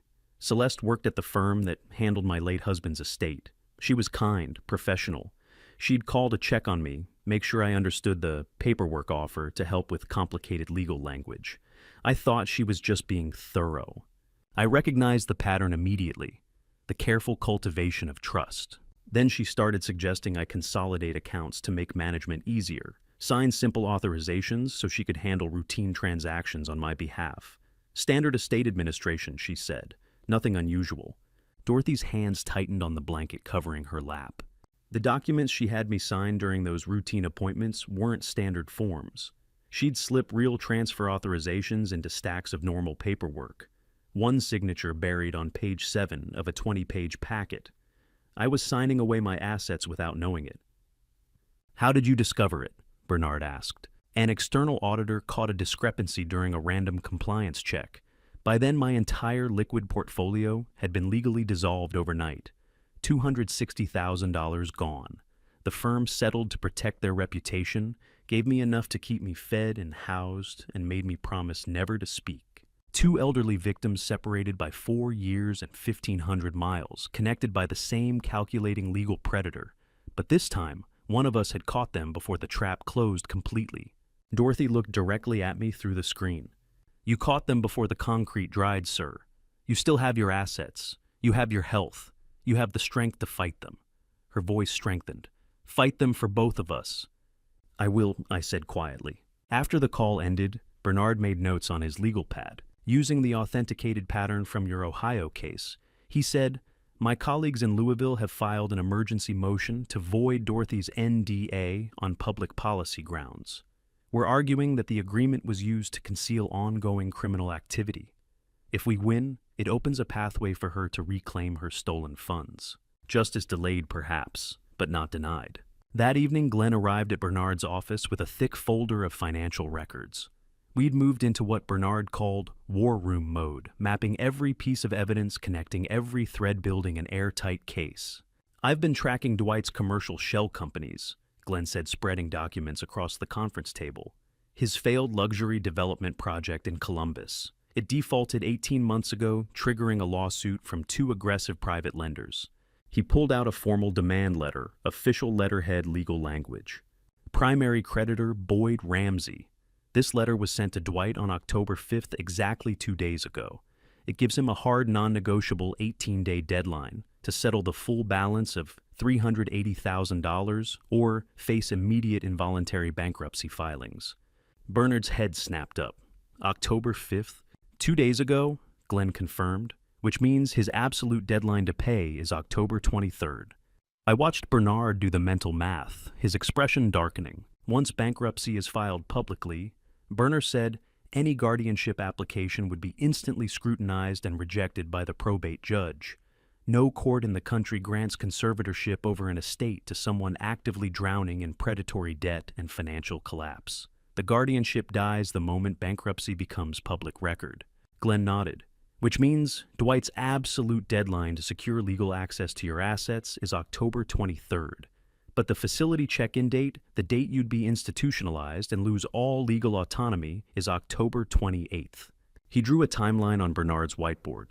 Gap between those dates, exactly 5 days. 5-day operational window to seize the assets, pay the creditor, and prevent the bankruptcy filing that would expose everything.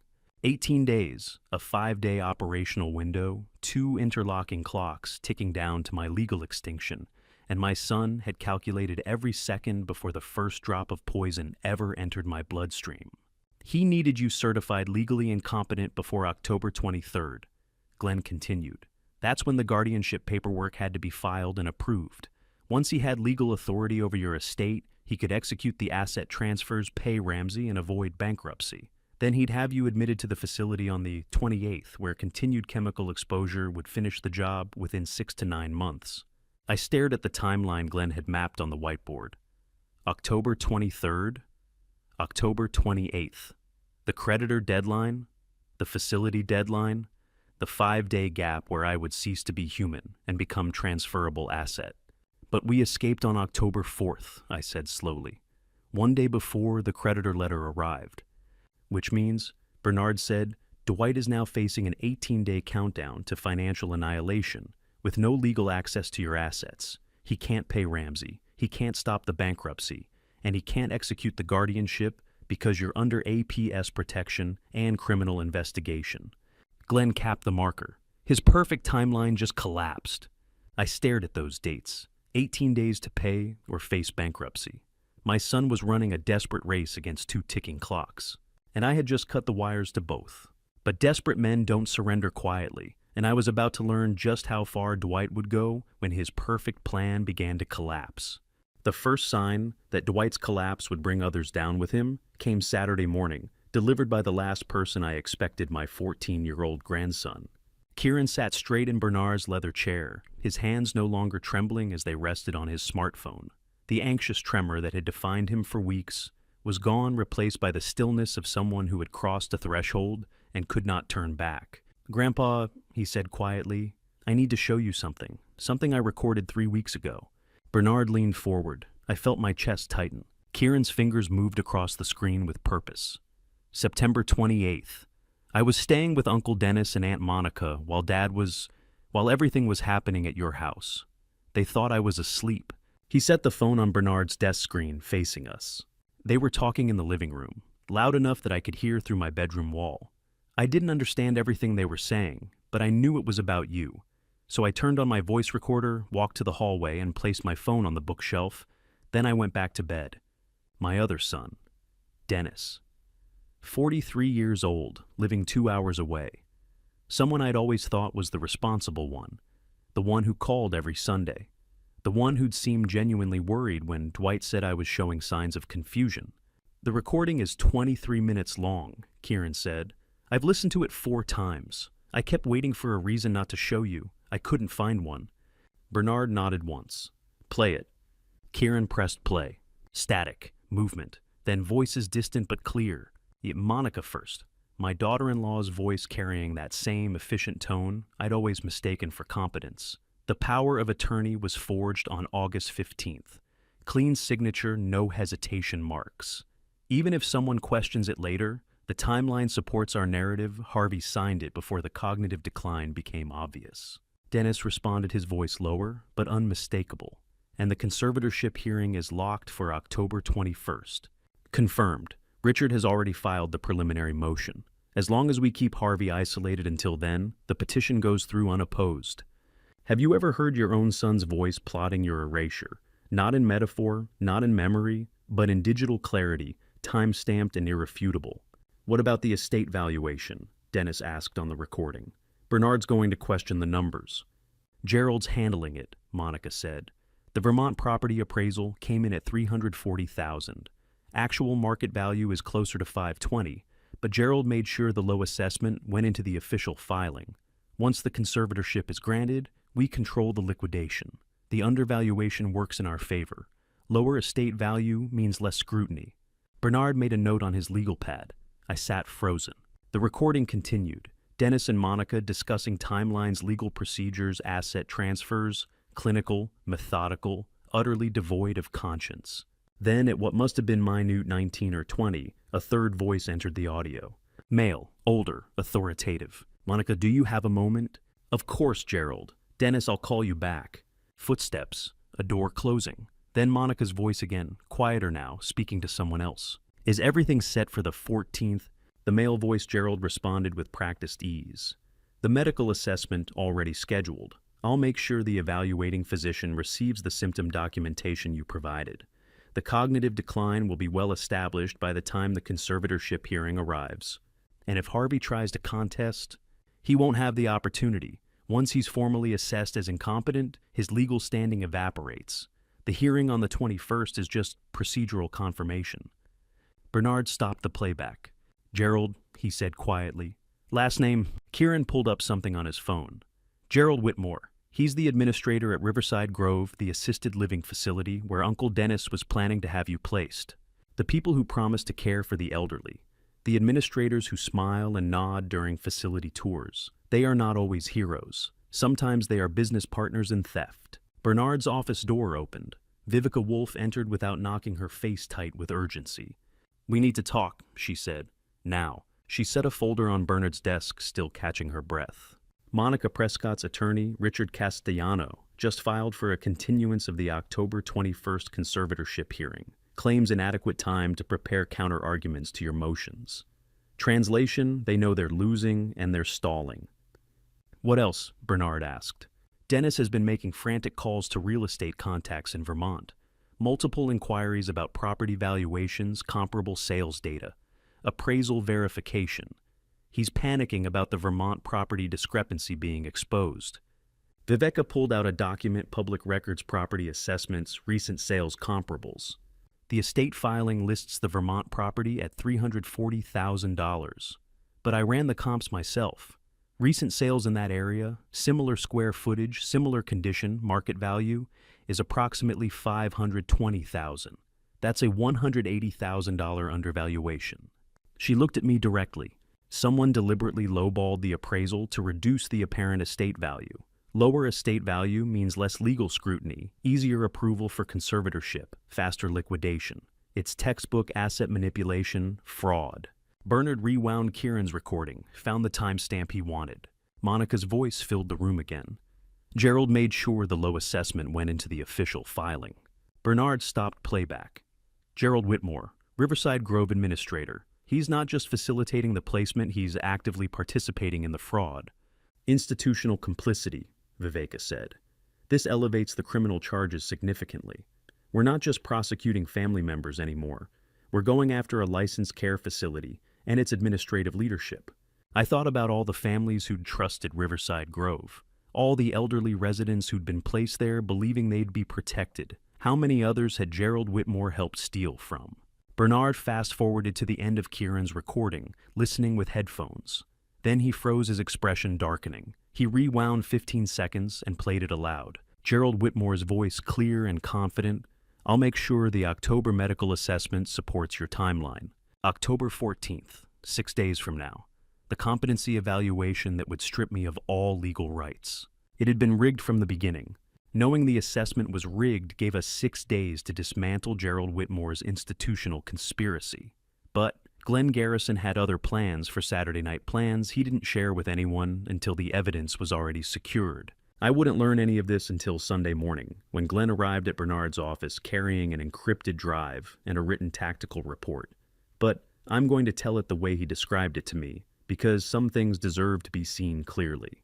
At 11:47 p.m., Glenn positioned himself in the oak tree on the neighbor's lot outside Celeste's home, infrared equipment already recording. He'd never mentioned it to any of us, but during our initial visit to Dwight's house, he'd cataloged something the rest of us missed. Celeste's eyes kept flicking toward the basement door, the subtle calculation of someone mentally rehearsing what needed to disappear if the investigation got too close. You learn something in combat that civilians never grasp. The guilty always return to the crime scene not out of remorse, but out of panic.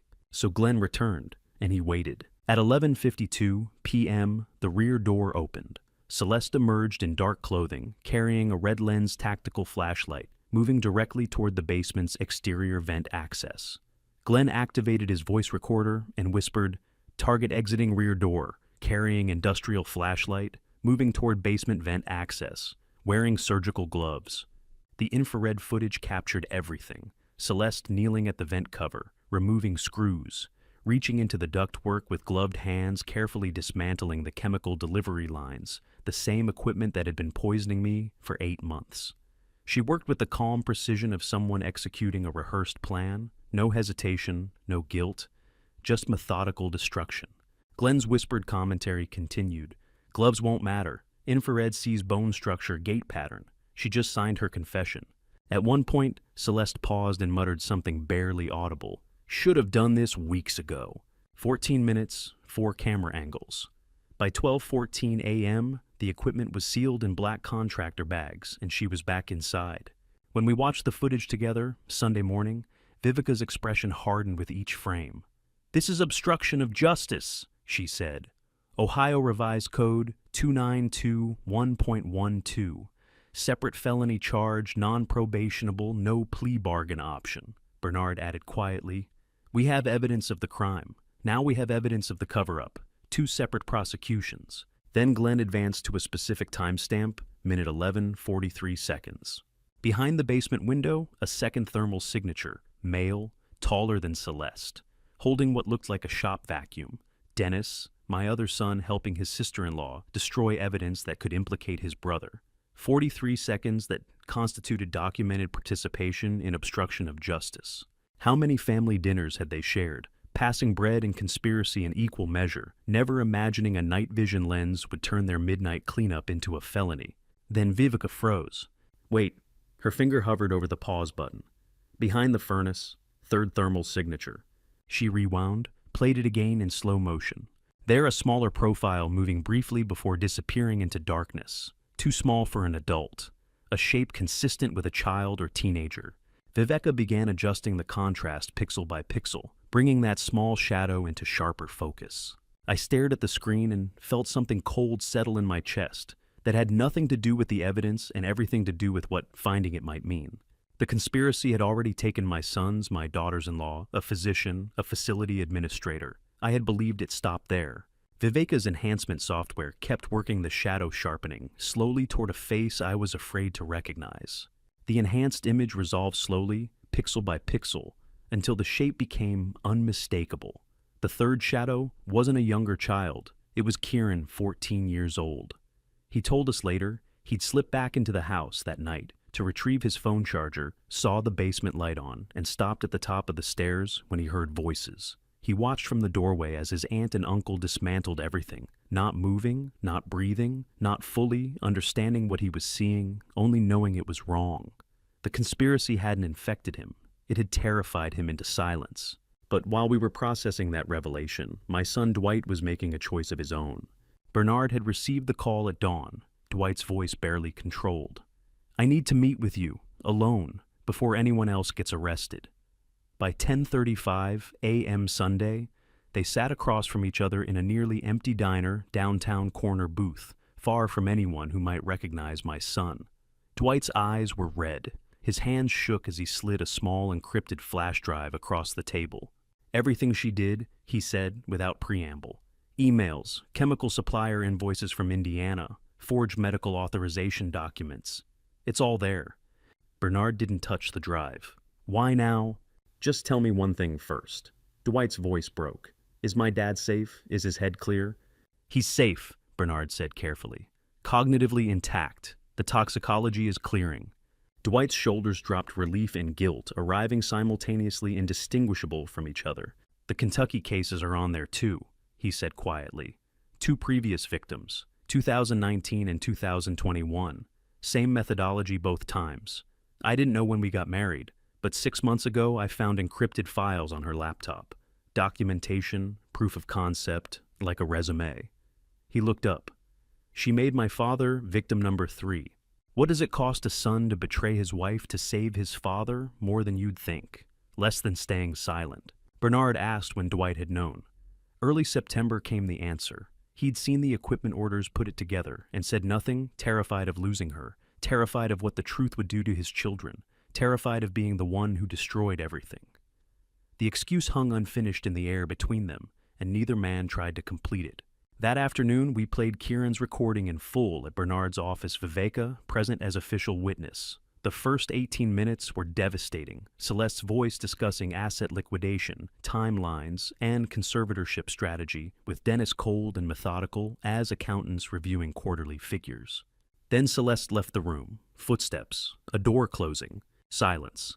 Then Dwight's voice alone, unguarded, whispering into the emptiness of a room he thought was empty. "If he ever finds out what I knew, he'll never forgive me. I know it.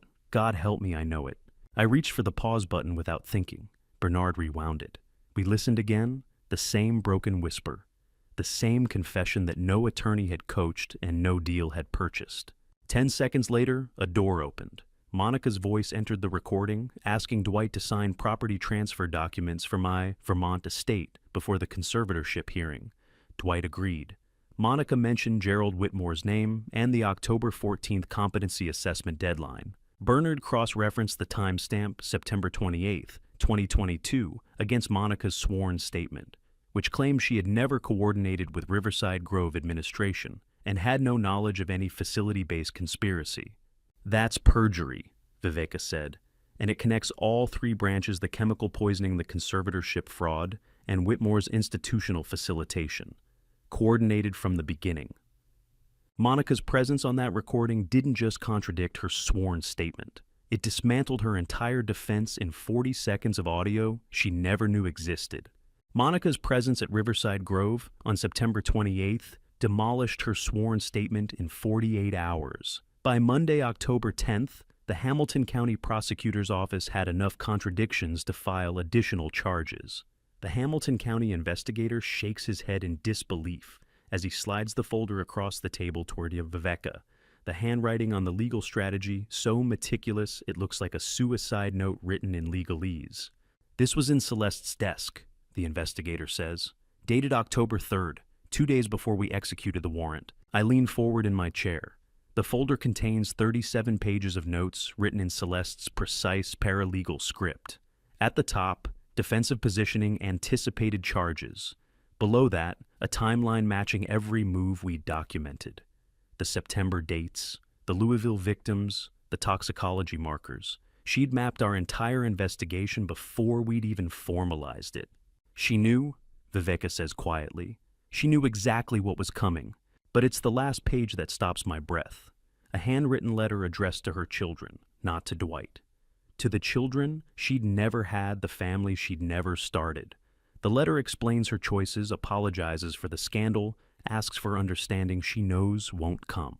It reads like a confession wrapped in justification, a woman who'd decided the only way out was through, and the only person who'd pay the price was herself. She was preparing to take the fall, I say. All of it. Dwight walks, Dennis walks, she carries everything. The investigator taps another section. Look at the financial analysis. She'd calculated how to structure a plea that maximizes restitution to you while minimizing exposure for the others. It's a legal blueprint for self-destruction. Have you ever watched someone try to save people who don't deserve saving? It's the most heartbreaking form of loyalty I've ever seen. 2 hours later, I'm sitting in Hamilton County Probate Court Courtroom 4B. Judge Adrienne Holbrook presides, 62 years old, former prosecutor, a woman whose reputation for fairness is matched only by her intolerance for manipulation. Bernard sits to my left. Viveka and the prosecution team occupy the front row. Across the aisle, Celeste sits beside her attorney, Samuel Prentice. Dennis and Monica have separate counsel. Dwight sits alone at the far end, no attorney beside him. Prentice stands for the preliminary hearing. Your Honor, given the complexity of the allegations and the potential harm to minor children, we propose a settlement framework. My client is prepared to accept full restitution responsibility in exchange for reduced charges and dismissal of conspiracy claims against Dennis Prescott and Monica Prescott. Judge Holbrook looks up from the file. And the defendant Dwight Prescott, my client's proposal includes a recommendation that Mr. Dwight Prescott be considered separately given mitigating evidence of duress and limited involvement. It's a masterpiece of legal maneuvering. Celeste absorbs the criminal exposure. The estate gets repaid. The family fragments quietly. Kieran and Ren never hear their father testify against their mother. Everyone walks away wounded, but intact. Except me. I stand before I realize I'm moving. Bernard's hand touches my arm, but I'm already speaking. Your Honor, I'm Harvey Prescott. I'd like to address the court. Judge Holbrook studies me for 3 seconds. Mr. Prescott, this is a preliminary hearing. Victim statements are typically reserved for sentencing. I understand, Your Honor, but this proposal treats my attempted murder as a financial dispute. I'm asking the court to reject any settlement that doesn't hold all conspirators equally accountable. The judge's expression doesn't change. The court will take your objection into consideration. However, prosecutorial discretion. They coordinated, I interrupt, and I know I'm crossing a line, but I can't stop. I have recordings. Kieran's recording from September 28th places Monica at the facility coordinating document fraud with Dwight. The Louisville investigation proves Celeste's pattern. This wasn't a single crime. It was a coordinated attempt to kill me and steal everything I built over 40 years. A settlement lets them pretend it was something less. Did they really think I'd accept money in exchange for justice? The courtroom is silent. Judge Holbrook looks at the prosecution table. The lead prosecutor stands. Your Honor, the state shares Mr. Prescott's concerns. We oppose the settlement framework. Prentice starts to respond, but movement stops him. Dwight stands at the defense table, and his voice cuts through the room like a wire pulled too tight. I'd like to offer testimony, he says, without immunity, against Celeste Prescott and Dennis Prescott. The courtroom erupts. Celeste lunges from her seat, and 2 bailiffs move immediately to restrain her. She's screaming, "No, you don't understand what they'll do to you." And the sound is raw and desperate and completely human. For the first time since this started, I see her as something other than a threat. I see her as someone who tried to save a man who couldn't be saved using methods that destroyed them both. Judge Holbrook's gavel comes down 3 times sharp cracks that silence the room. Ms. Prescott, you will sit down or you will be removed. Mr. Prentice, control your client. Celeste collapses back into her chair, and the sound she makes is somewhere between a sob and a gasp. Dwight stands perfectly still, his hands at his sides, looking at no one. Judge Holbrook's voice drops to a temperature that could freeze salt water. Mr. Dwight Prescott, you are represented by counsel. Dwight says. I dismissed him this morning. Then I'm appointing standby counsel and postponing this hearing for 72 hours to ensure you understand the implications of testifying without immunity. This court does not accept proffer agreements made under emotional duress. She looks at Prentice and her expression could cut glass. Counselor, if you bring another settlement proposal that treats conspiracy to commit murder as a bargaining chip, I will hold you in contempt. If you attempt to use minor children as leverage in any future motion, I will refer you to the bar for sanctions. Never bring hostage negotiation into my courtroom again. The gavel comes down one final time, and the hearing is over. The 72 hours gave everyone time to calculate what truth would cost. On Tuesday morning, October 11th, I sat in a different courtroom, watching a different kind of witness take the oath. Bernice Stafford raises her right hand in the prosecutor's deposition room, her retired ICU nurse composure, suggesting she has testified before and knows exactly how much truth costs. She's my neighbor 2 doors down from Dwight and Celeste, 64 years old, 28 years in critical care at Good Samaritan Hospital, the kind of woman who notices everything and forgets nothing. Viveka Wolf sits across from her with a legal pad and a recorder. Bernard and I occupy chairs against the back wall observers to our own case. Ms. Stafford, what Viveka begins. You contacted our office on October 6th regarding observations you made in late August and early September. Can you describe what prompted that call?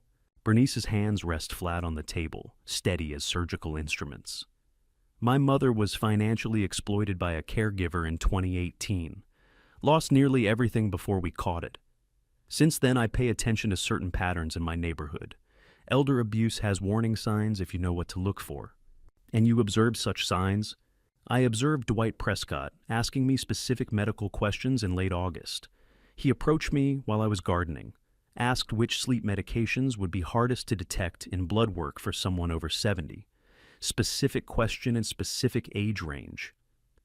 The air in the deposition room changes temperature. Viveka writes something down her pen, moving with careful precision. Did you find that question unusual? I found it alarming, Bernice says. I'm retired, not practicing. There's no innocent reason a man asks his neighbor that particular question about that particular age group when his father is 68. Viveka flips a page. You also documented other observations. Yes, I keep a journal now. After what happened to my mother, I document anything that raises flags. On August 17th and 18th, I observed Dwight loading heavy industrial drums into his garage at 2 o'clock in the morning, 2 nights in a row. I was up with insomnia and saw him from my bedroom window. When I asked him about it the next day, he said it was construction debris removal. Was there active construction in your neighborhood? No, we're a residential cul-de-sac. No permits, no projects. And construction debris doesn't require 2 a.m. disposal on consecutive nights. Bernice produces a small leather journal from her purse. Inside are dated entries written in the same steady hand, timestamps and observations recorded with clinical precision. August 17th, 2:14, AMD. Prescott, 2 cylindrical drums, approximately 55-gallon capacity. August 18th, 2:09, AM. Same activity, 3 drums this time. She'd been documenting my son's preparation for murder with the same care she'd once charted vitals in the ICU. There's a particular cruelty in watching strangers reconstruct your son's premeditated betrayal with time stamps and clinical precision while you sit 10 feet away pretending to breathe normally. Viveka accepts the journal into evidence. Thank you, Ms. Stafford. Your vigilance may have saved Mr. Prescott's life. Bernice looks directly at me for the first time. I'm sorry I didn't call sooner. I thought I might be overreacting. I nod because I can't speak. The preliminary hearing convened in Hamilton County Criminal Court on Wednesday, October 12th. An expedited proceeding granted given the active threat to an elderly victim and the volume of physical evidence already in state custody. Full trial proceedings would follow in the months ahead. But today the court would hear initial evidence and consider the defendant's intent to enter guilty pleas.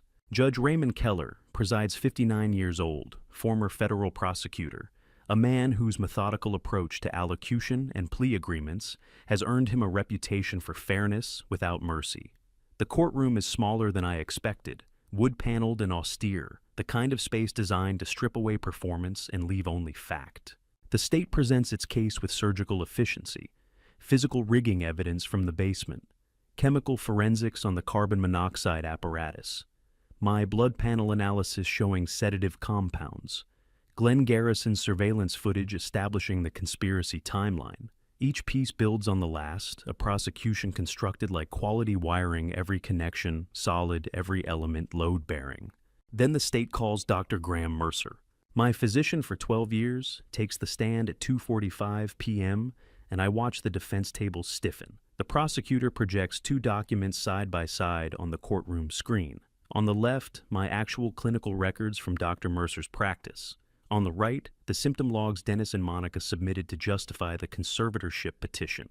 Dr. Mercer? The prosecutor says, "Are you familiar with the document on the right?" I am now. I'd never seen it before the investigation. These 7 entries claim I documented progressive dementia symptoms in Harvey Prescott between August and September 2022. I never wrote them. These are not my observations, not my handwriting, not my signatures. The prosecutor points to specific lines highlighted in yellow. Can you identify the fraud points? Dr. Mercer counts them methodically. Invented cognitive decline symptoms, backdated medical observations, falsified physician signatures, claims of consultations that never occurred, medication recommendations I never made, memory test results from assessments I never administered, and a diagnosis of progressive dementia that contradicts his actual cognitive evaluation. When did you last assess Mr. Prescott's cognitive function? August 3rd, 2022. Full cognitive assessment across all domains. Normal function. Non-spamporskis. The prosecutor lets that sit for 3 seconds. Doctor, in your professional opinion, was Harvey Prescott cognitively impaired in September 2022? Absolutely not. Someone fabricated a medical crisis that never existed. 4 minutes of testimony. That's how long it takes to collapse an entire defense foundation built on falsified medical records. I watch Dennis and Monica's attorney lean back in his chair, and I know he's calculating settlement options before the jury even deliberates. Then Dwight stands in the gallery. "Your Honor," he says, and his voice carries the same quiet precision it had when he was 16 and told me he wanted to study engineering. I wish to formally allocute and provide testimony against all co-conspirators without any plea agreement. Judge Keller looks up from his notes. "Mr. Prescott, you understand allocution without agreement exposes you to maximum sentencing. I understand, Your Honor." I stared at the back of Dwight's neck as he stood to confess the exact spot I used to kiss when he was a baby and wondered which version of my son was real. Before the judge can respond, Celeste screams from the defense table. Not a word, a sound, raw and animal and desperate. Then words tumble out in a cascade. He doesn't know what he's confessing to. The carbon monoxide plan was only phase 1. If he testifies without immunity, he'll implicate himself in the Kentucky murders too. The courtroom freezes. The word murders plural enters the official record for the first time. 2 men stand up in the gallery wearing Kentucky State Police badges, and I realize they've been sitting behind me the entire trial. Judge Keller calls a 20-minute recess. The Kentucky detectives confer with the prosecution team in the hallway, while Celeste sits at the defense table with her head in her hands.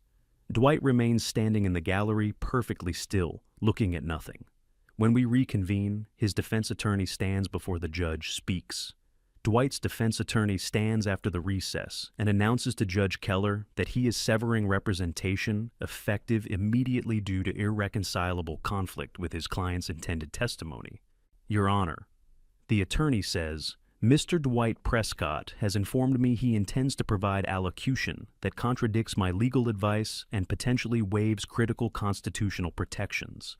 I cannot in good conscience continue representation under these circumstances. Judge Keller looks at Dwight. Mr. Prescott, do you understand what your attorney is saying? I do, Your Honor. Do you wish to retain new counsel or proceed with court-appointed standby representation? Neither, Your Honor. I wish to address the court directly. The judge pauses, studying my son with the careful attention of a man who has seen every variety of courtroom performance and knows when something authentic is happening. Very well. You may proceed, but I'm appointing standby counsel regardless. You have the floor. Dwight turns and looks directly at me for the first time since the trial began. His eyes are the same color as his mother's, were hazel with flecks of gold that caught the light when she laughed. I haven't thought about that in years. Your Honor. Dwight says, still looking at me, I designed every detail, the carbon monoxide apparatus, the sedation schedule, the timing that coincided with Dennis's conservatorship petition. My wife followed my instructions because I manipulated her fear of losing our children's inheritance. I told her we'd lose everything if we didn't act. The plan was mine alone. Judge Keller leans forward. Mr. Prescott, you understand by confessing without representation, you are waiving substantial constitutional protections. I understand. My father is sitting 12 feet away. I need him to know the truth before I'm sentenced. This was my choice, my crime, my consequence. He reaches into his jacket and produces a small flash drive which the bailiff collects and brings to the judge. This contains a full confession I recorded on October 9th, 3 days ago. It details my planning process, my manipulation of Celeste, and my exclusive responsibility for every element of the conspiracy. The courtroom technology officer loads the drive. The video plays on the screen. Dwight sitting in what looks like a hotel room, speaking directly to the camera with the same calm precision he used to explain electrical theory when he was studying engineering. He describes researching carbon monoxide delivery methods. He claims he threatened to leave Celeste and take their children if she didn't help him execute the plan. He provides specific dates and details that contradict elements of Celeste's known involvement, creating gaps in the timeline where her participation seems optional rather than integral. I watch Bernard lean over and whisper something to the prosecutor. The video is too perfect, too comprehensive, too carefully designed to create reasonable doubt about Celeste's intent while establishing Dwight's sole culpability. It's a legal strategy wrapped in a confession, the same protective framework Celeste built for him now inverted. You're watching this, thinking one of them is lying to save the other. But what if they're both telling the truth about their own guilt and lying about their spouse's innocence? The video ends. Dwight faces Judge Keller again. I enter a guilty plea to all counts: attempted murder, conspiracy to commit fraud, elder abuse. I waive my right to trial and request immediate sentencing. Mr. Prescott, the court cannot accept an immediate guilty plea without proper allocution proceedings and mental competency evaluation. What you're describing suggests either severe coercion of your spouse or a coordinated attempt to manipulate this court's proceedings. Your Honor, I'm simply telling the truth. I'm 41 years old. I'm a mechanical engineer. I understood exactly what I was doing when I built that apparatus and exactly what would happen when I activated it. My wife is a victim of my manipulation, not a co-conspirator. Celeste's attorney stands. Your Honor, my client vehemently disputes this characterization and maintains her previous, but Celeste is already standing, and the sound that comes from her is somewhere between rage and anguish. No, no, I won't let you do this. Dwight turns to her. Celeste, please sit down. I researched the Kentucky cases, she shouts, and the courtroom goes absolutely silent. I knew the carbon monoxide delivery methods from my paralegal work on medical malpractice cases. You're trying to protect me the same way I tried to protect you, but I won't accept it. Judge Keller's gavel comes down hard. Ms. Prescott, you will sit down and consult with your attorney, or I will hold you in contempt. Celeste ignores him, her focus locked on Dwight. You didn't manipulate me. I chose this. I knew what we were doing, and I knew it was wrong, and I chose it anyway, because I thought we could finally be free of debt and fear and fighting about money every single night. Celeste, I won't let you take this alone. The judge's voice drops to permafrost temperature. Bailiff place both defendants in separate contempt, holds until they can address this court without conflicting confessions. Prosecution. I need a position statement on whether the state can accept either guilty plea given this clear mutual protection dynamic. Two bailiffs approach Dwight. He doesn't resist as they guide his hands behind his back. The handcuffs click shut on my son's wrists, and all I could hear was the tape recording echoing in my memory. He'll never forgive me. I know it. As they're led towards separate holding cells, Bernard's phone vibrates. He glances at the screen, reads something, and his expression shifts. He leans close to my ear. Viveka says Kentucky obtained warrants for the Cincinnati house and Dwight's financial records. They're executing the search now. The prosecutor approaches Judge Keller's bench. Their conversation is brief and quiet, but I can read the prosecutor's body language well enough. When he turns back to address the court, I already know what's coming. Your Honor, given the emerging multi-state investigation and the conflicting allocutions from both defendants, the state of Ohio formally withdraws acceptance of Mr. Dwight Prescott's guilty plea. We request a continuance pending coordination with Kentucky law enforcement regarding the scope of potential serial offenses. Judge Keller looks at the empty defense tables where my son and daughter-in-law sat minutes ago. Continuance granted. This court stands in recess pending further investigation. The gavel comes down, and I realize the question isn't whether they tried to kill me. The question is whether they've done it before. The Kentucky warrants yielded financial records correspondence research on carbon monoxide toxicity. By Thursday morning, the scope allowed Judge Keller to proceed with Ohio sentencing, while Kentucky built its case. Harvey adjusts the podium microphone in Hamilton County Criminal Court, preparing to deliver his victim impact statement, while Dwight and Celeste sit shackled at separate defense tables 12 feet apart. Kieran sits in the gallery beside Glenn Garrison. My grandson wears a borrowed suit jacket that's slightly too large. Glenn's hand rests on the bench behind him, not touching just present. Judge Keller nods. Mr. Prescott, you may proceed. I set aside Bernard's prepared statement.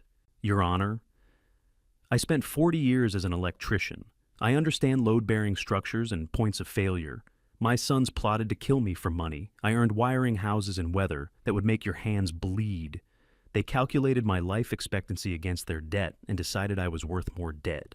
Dwight's head drops. Celeste stares straight ahead. I don't want maximum punishment. I want enough time that my son has to eventually look his own children in the eye and explain why their grandfather spent his final decade alone.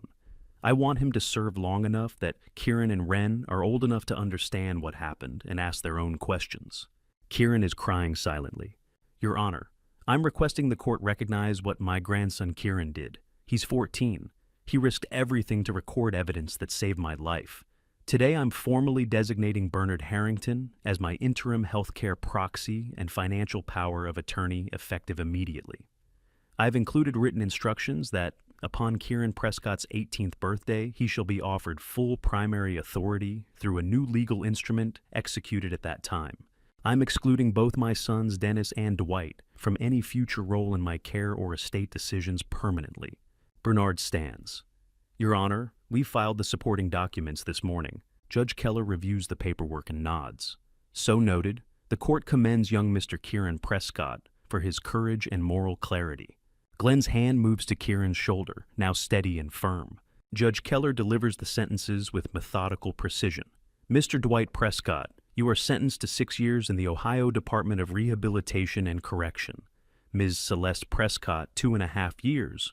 Both defendants are permanently prohibited from holding financial power of attorney for any person over the age of 65. The estate valued at $520,000 is restored to Harvey Prescott with immediate effect. Emergency temporary custody of minor grandchildren is granted to Harvey Prescott, pending family services review. The gavel comes down. Dwight turns to look at me, his expression impossible to read. Celeste doesn't turn. Justice isn't always about maximum punishment. Sometimes it's about giving someone enough time to understand what they destroyed, and enough years left afterward to live with it. Kieran whispers as we leave. You gave him mercy he didn't deserve. That takes more strength than revenge.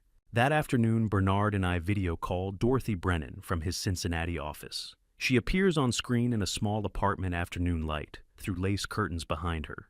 Mrs. Brennan, I say thank you for taking this call. Mr. Prescott, I needed to hear it from you directly. Celeste received 2.5 years. Dwight got 6. They're both prohibited from ever holding power of attorney for vulnerable adults again. Dorothy closes her eyes. When she opens them, they're wet. My money's gone forever. I signed that NDA, but I needed to know someone stopped her this time. Thank you for standing when I couldn't. Bernard leans forward. Mrs. Brennan, the Ohio criminal convictions give us grounds to void your NDA on public policy grounds. A settlement that silences victims of criminal conduct is voidable when that conduct results in conviction.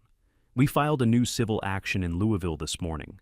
Dorothy's hand goes to her mouth. You can do that. The precedent is strong in Kentucky. I speak before thinking it through. Mrs. Brennan, whatever the litigation costs, I'm covering it. You won't pay $1. Mr. Prescott, I can't. You're not asking. I'm offering. They did to you what they tried to do to me. The only difference is I had a grandson brave enough to record them. Bernard pulls up a document. There's more. Glenn traveled to Louisville and located 2 additional victims from 2019 who signed similar NDAs after suspicious financial losses involving Celeste. Same pattern: elderly widows, substantial assets, sudden cognitive decline, claim settlements with silence provisions. We've named all 3 victims in a consolidated civil action seeking to establish Celeste as a serial financial predator. Dorothy's voice is barely a whisper.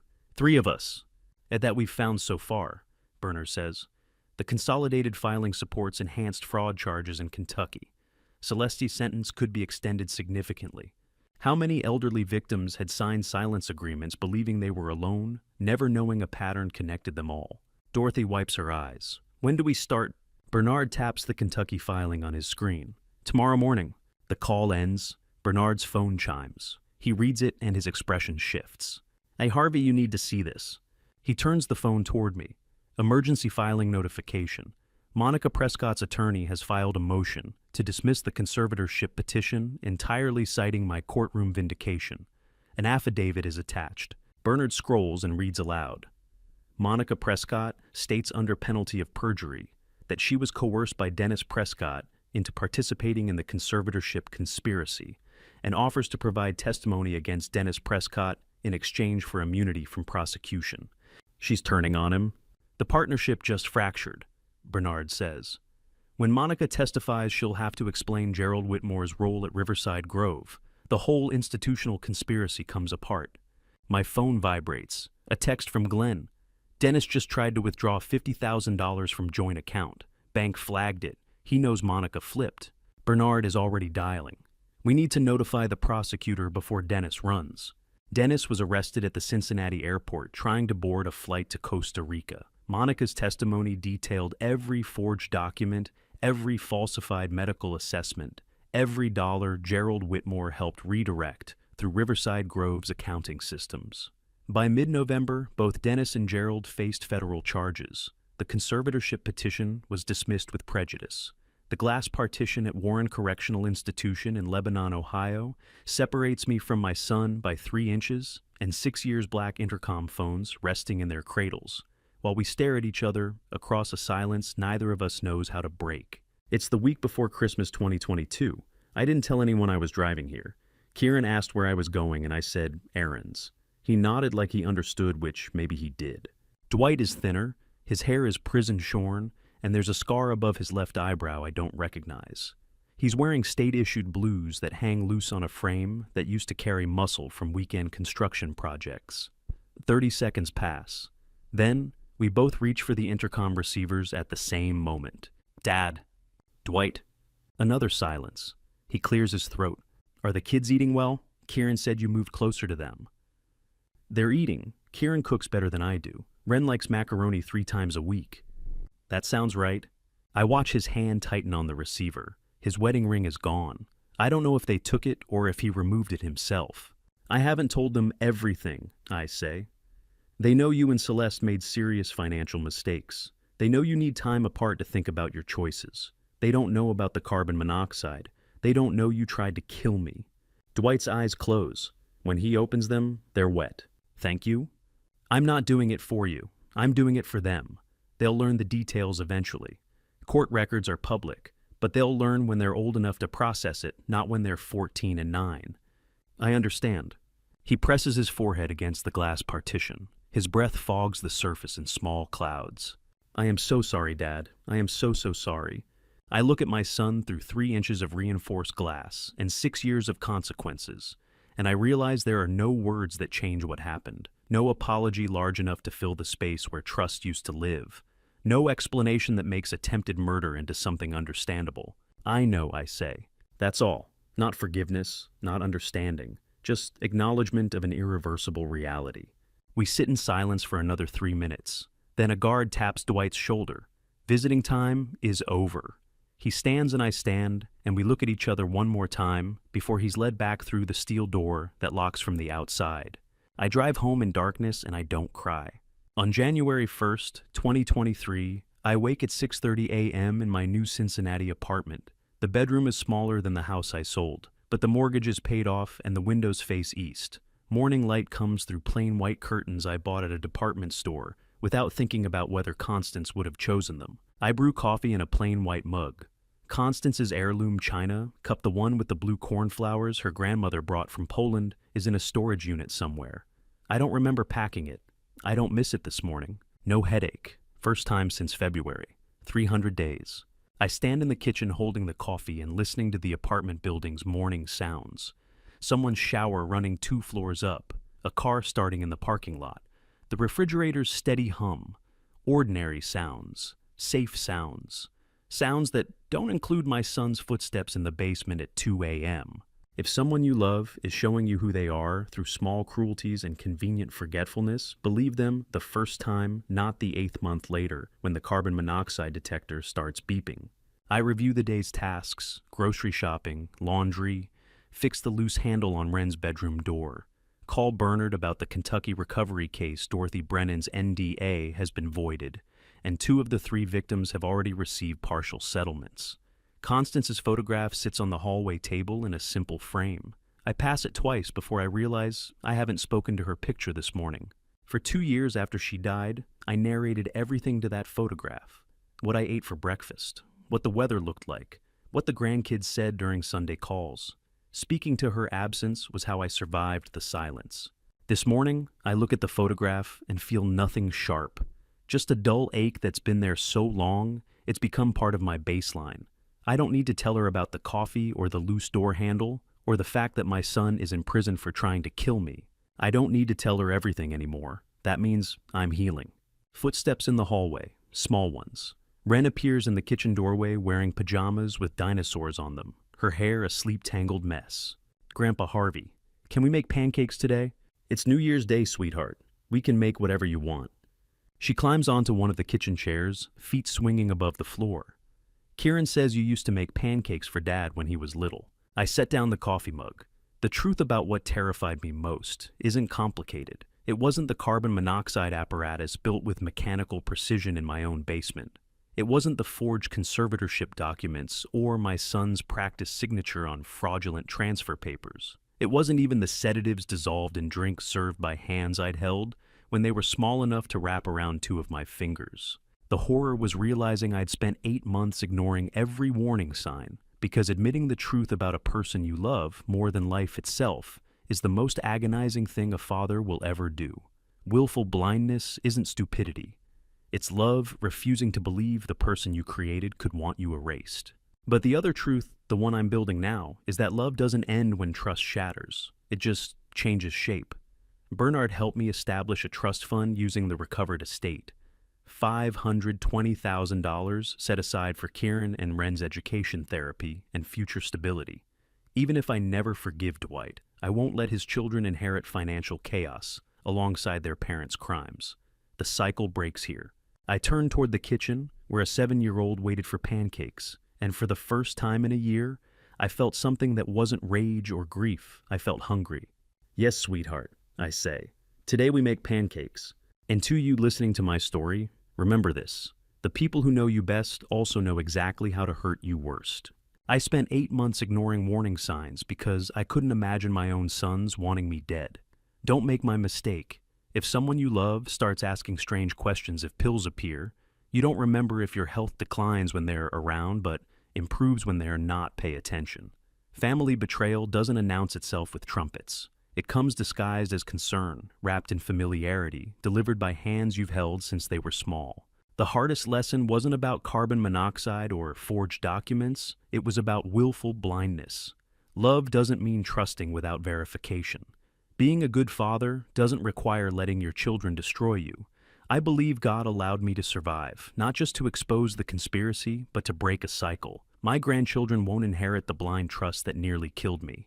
They'll learn that real love includes boundaries, that family doesn't excuse cruelty, and that family betrayal often comes from those who know our vulnerabilities best because we gave them that knowledge freely.